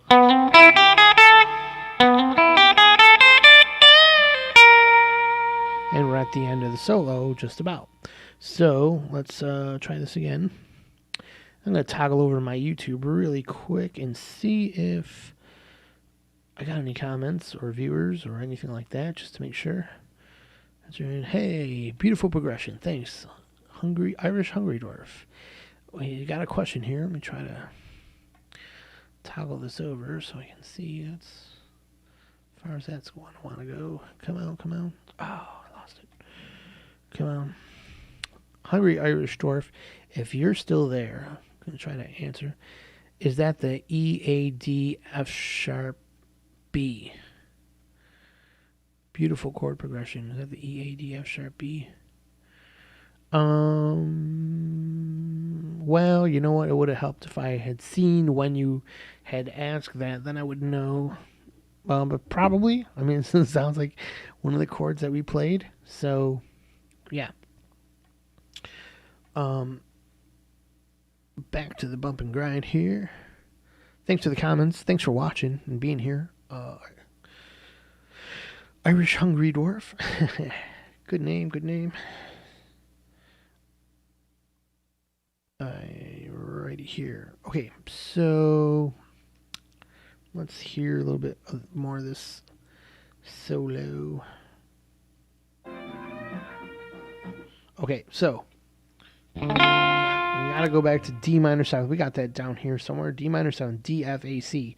So what we did here after the E minor 7, that's right out of, that's the root and the flat third, so right out of E minor. We got the 4 walking into the 5th.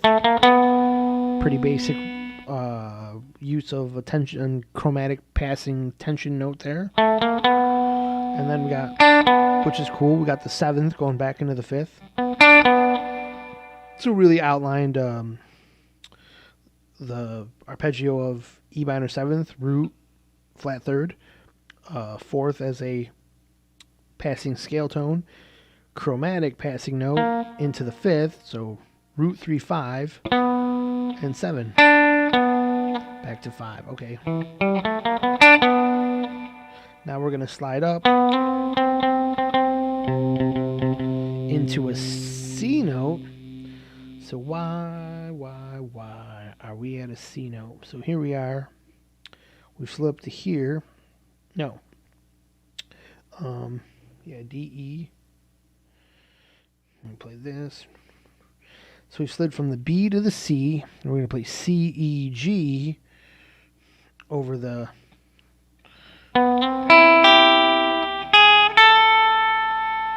to A. C, E, G, A, A. Now, why is that going to work over D? We're eventually getting to a C 7/9, so maybe that's kind of what he did here. Let's listen to it and hear it again. So it was D.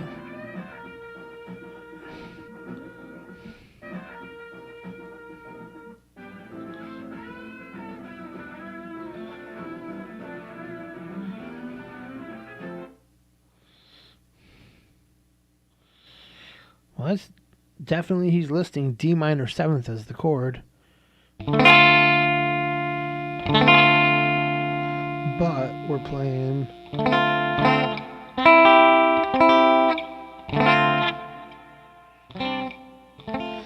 from the scale. So maybe he's trying to have some extra tension there by playing, not catering to the chord of the moment right there. That's hard to explain how you would have, how he would have pulled that out. But so he slides up into the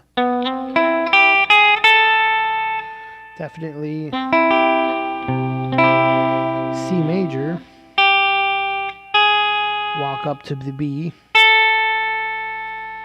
So C major 7th. So weird, a C major 7th arpeggio over a D minor 7th chord. It'll work because D minor 7th is in the C major scale. However, those are all going to be tension notes in that case. Unless for some reason I'm seeing this wrong, but C, E, and G. C, E, G, A.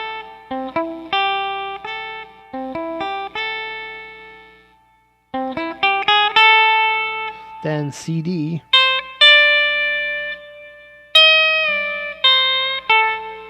So at least we ended up on a D, which might have been what the tension, tension, tension, tension, tension, or tension, tension, tension, tension, release.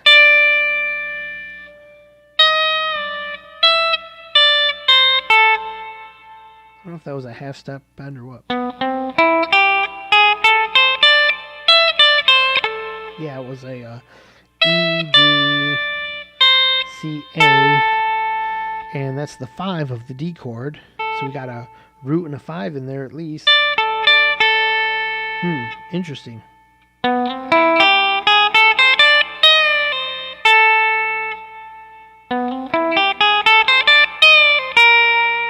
But he doesn't go to the 5, sorry. He goes to this, I believe this is a chord tone in the chord of the moment that's coming up here. Now, what this could be, now that I think about it, since a C is coming up, C, 7, sharp 9, there's a weird C chord is coming up. That could have been the method, the thought behind using a C arpeggio over a D minor chord. Maybe it would have been too much of a jump, not made the right sound. Maybe he was kind of suggesting the C chord coming, or catering to the coming chord by playing a C major arpeggio, which once again will be tension tones. They'll work. They're not totally outside of D minor, the D minor sound, but they're all tension notes because they're not the chord before D minor. So.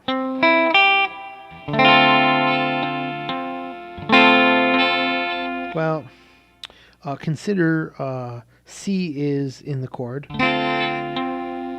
That's the 7th. You know, that sounds a little out. Sounds a little out, but basically they just work as extensions. So what's the that is the going to be the 2, so that'll be the 9. C9. That's going to be like the 4, so that's going to be an 11, C9, 11. Totally outside. In the chord. So he's at the 5th. So it's chord tone. Did we say this was a chord tone? This is an extension. Chord tone. A 9, which sounds pretty over the works. Super tension. resolved into chord tone.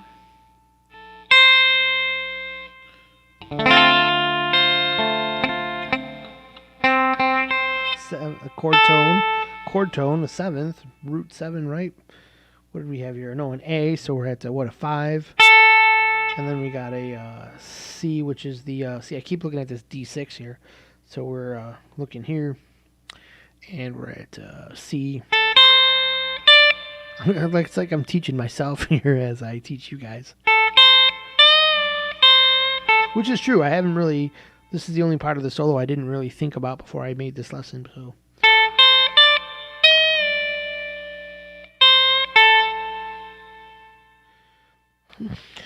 So, yeah, C-A, so we got the 7-5. Cool. So a whole bunch of chord tones there, actually, is what we ended with. So there's how it does make sense. We're kind of catering to the upcoming chord while playing chord tones of the moment. But we play that note instead because now we're coming up to the C7 sharp 9. So C7 sharp 9. Let's just do it by the fingering here. We've got a C, C, E,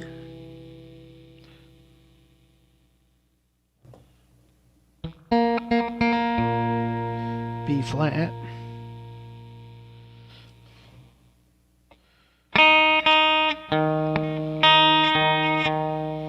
and we'll just call that a D sharp. Is that the right way to do that? I don't know if you can have sharps and flats.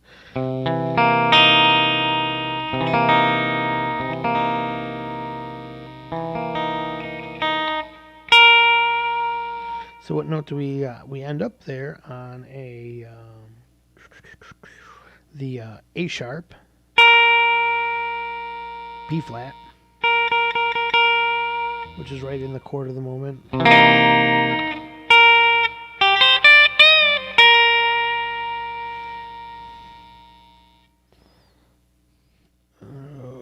come on.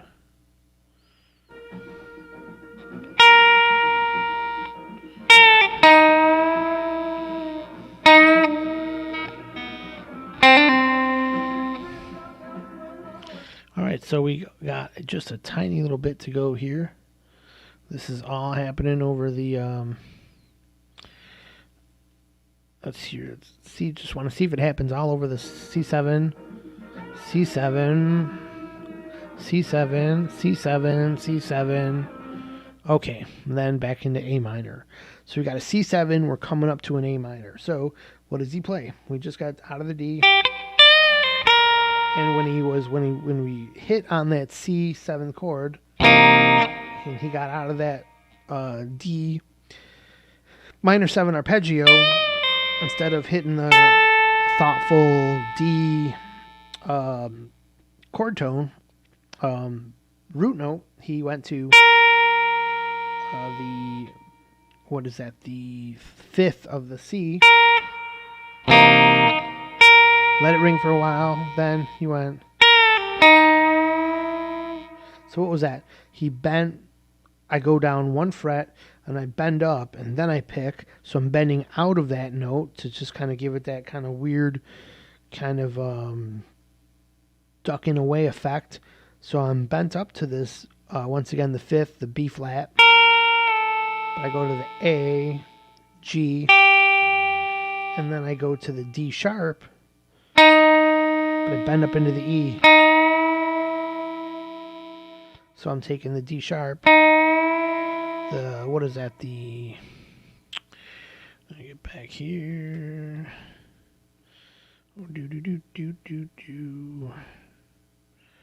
That's probably our C7 sharp 9. So we must be missing a 5th there. That's 1. Yes, G is the 5. All right. So there's your 7, 9. So you got 1, 3, 7, 9. So, okay, we're at the, we bend out from the 7 to the,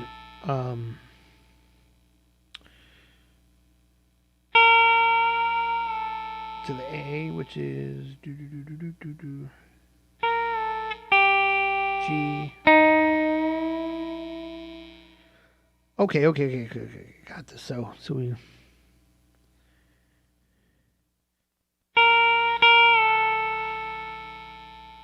Okay, the A is just kind of like a tension note there. The G is the 5 of C, which works, even though it's not in the chord at the moment. It's like suggesting that it is. And then we have a D sharp there, but we bend it up, and we're bending it. D sharp bends into an E, which are both in the chord. So we're going from the 9 to the 3rd. And the 9, remember, the 9 is just a 2, an octave higher. So that's why a 2 is bending into a 3. Instead of, you're looking like, well, how does 9 bend up a half step into 3? Those numbers don't seem closely related. Well, that's because a 9 is a 2. So a 2 goes right into a flat third. So remember your scale. 1, if we're thinking C is the 1. Flat 2, 2, flat 3. So there's the chord we just were at.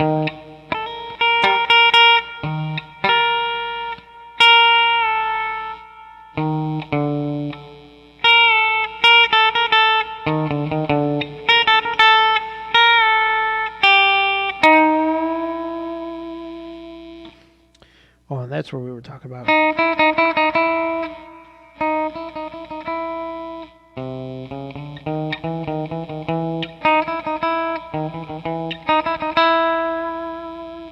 Okay, so, excuse me here. Okay.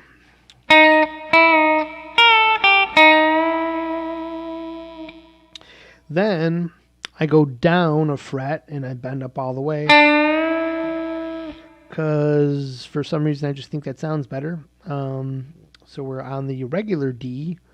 Is that right? Yeah, D, which is not really in the chord, but we're bending past that D sharp into the E. So when we hit this 13 of the same string, we hammer on Eddie Van Halen style. It's kind of like we're hitting this note. F. And an F is not in that chord. But what's coming up? What did we say was coming up? A minor?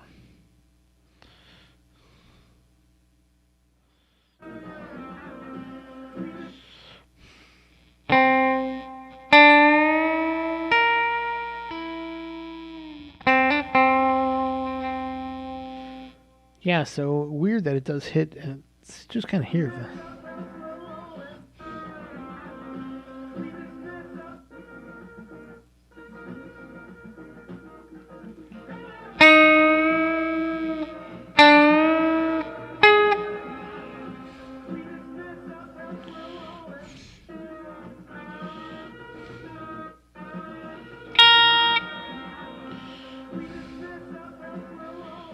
Yeah, it was for sure.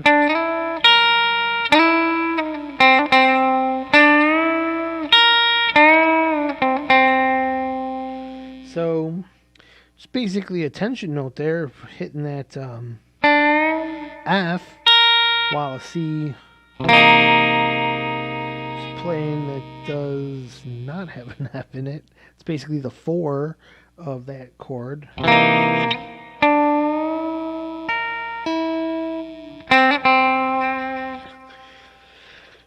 Seems like that would have been done just as a just kind of a, well, I think that's just a trick for a weird sound. Play the 4 of the chord of the moment for some tension. And sounded right, or sounded cool over that. So especially when we bent from the D into the E into a chord tone. Even though we had a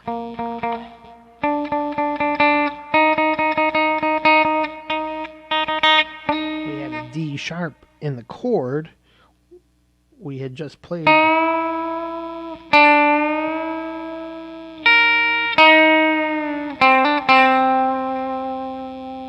And then this is kind of leading you back. Well, that's C, D, C. Let's see. but it's also in the A minor that's coming up. So that would be a cool way to end the solo, with this hammer on there, because it's going to match this.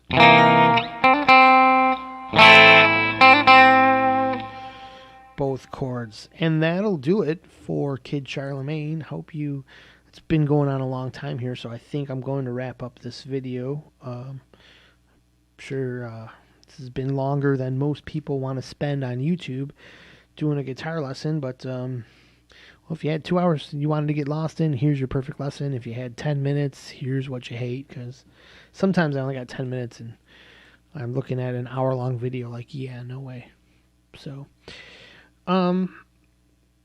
2 hours, probably 3 hours, I think is what we've gone here for, but at least my streaming held up through the duration. I don't think there were any glitches. Let me know. I'll go to the comments really quick, see if anything was said. All we had was Hungry Irish Dwarf. If you're still out there watching, I appreciate it. I'm sure you're gone by now, perhaps. But if you're out there, thank you for watching. Thank you for everyone in the future that will see this, and leave a comment in the comment section below. There's probably a chord tone I messed up on, or maybe some theory was not per se up to standards of classical guitar theory or something, but some of this was put into my own understanding of theory. And so, yeah, call and response. Let me let's run through the whole thing real quick.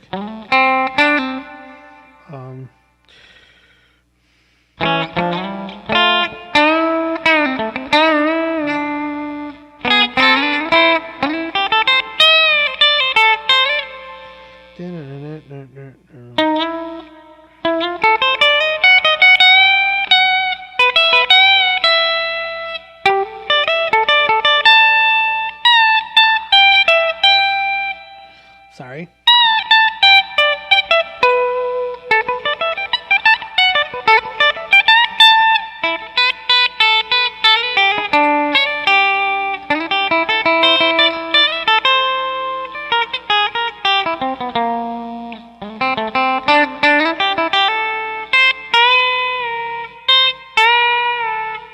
Sorry.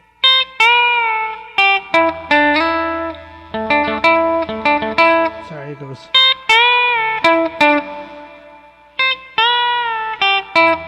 So it does like that.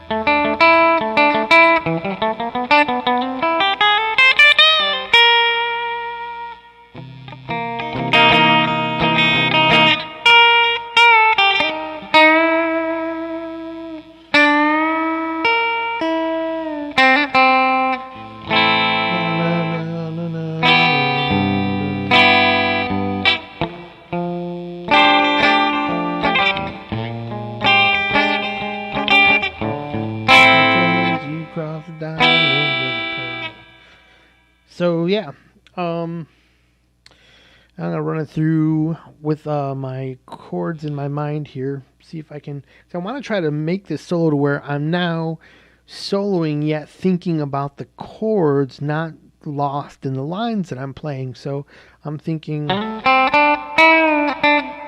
A minor, D actually. Well, hold on. D minor, B, going into E7, A minor 7. There was a G and an F. Then this D, E7, E minor, E minor 7, A minor 7. Oops. D6,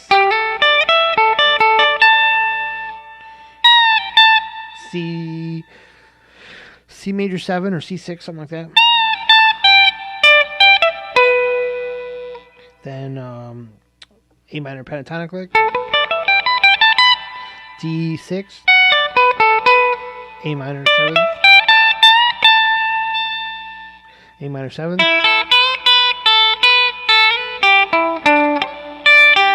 G, right? Then we went F, then B7 with the weird extensions, then F, G, 6-1,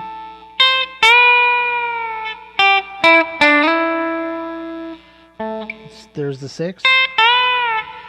Well, here's 4, 5, 6, 1, D minor 7E, D minor 7E, E minor 7, B weird chord, that weird C at the end.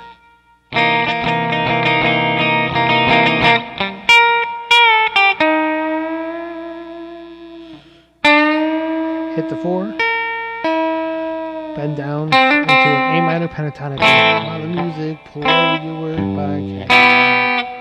Alright, have a great day. Hope you appreciated the lesson and the in-depth look at Kid Charlemagne. I think deeper than I've seen online, with the help of Jonathan Eli's lesson. Maybe also while I'm naming other YouTubers, check out Rick Beato's What Makes This Song Great episode. I don't know, but he's got Kid Charlemagne in there somewhere. You'll have to look it up. Just type in Rick Beato, Kid Charlemagne, and he's got some great talk about the chords behind the song and bits about the solo there too. So yeah, great. Have a great day. We're signing off, so see you later. Please like and subscribe like everybody has to say at the end of these videos, and I guess we're gonna go from there. Gonna find the stop button, and here we go. 3, 2, 1. See you later, everybody.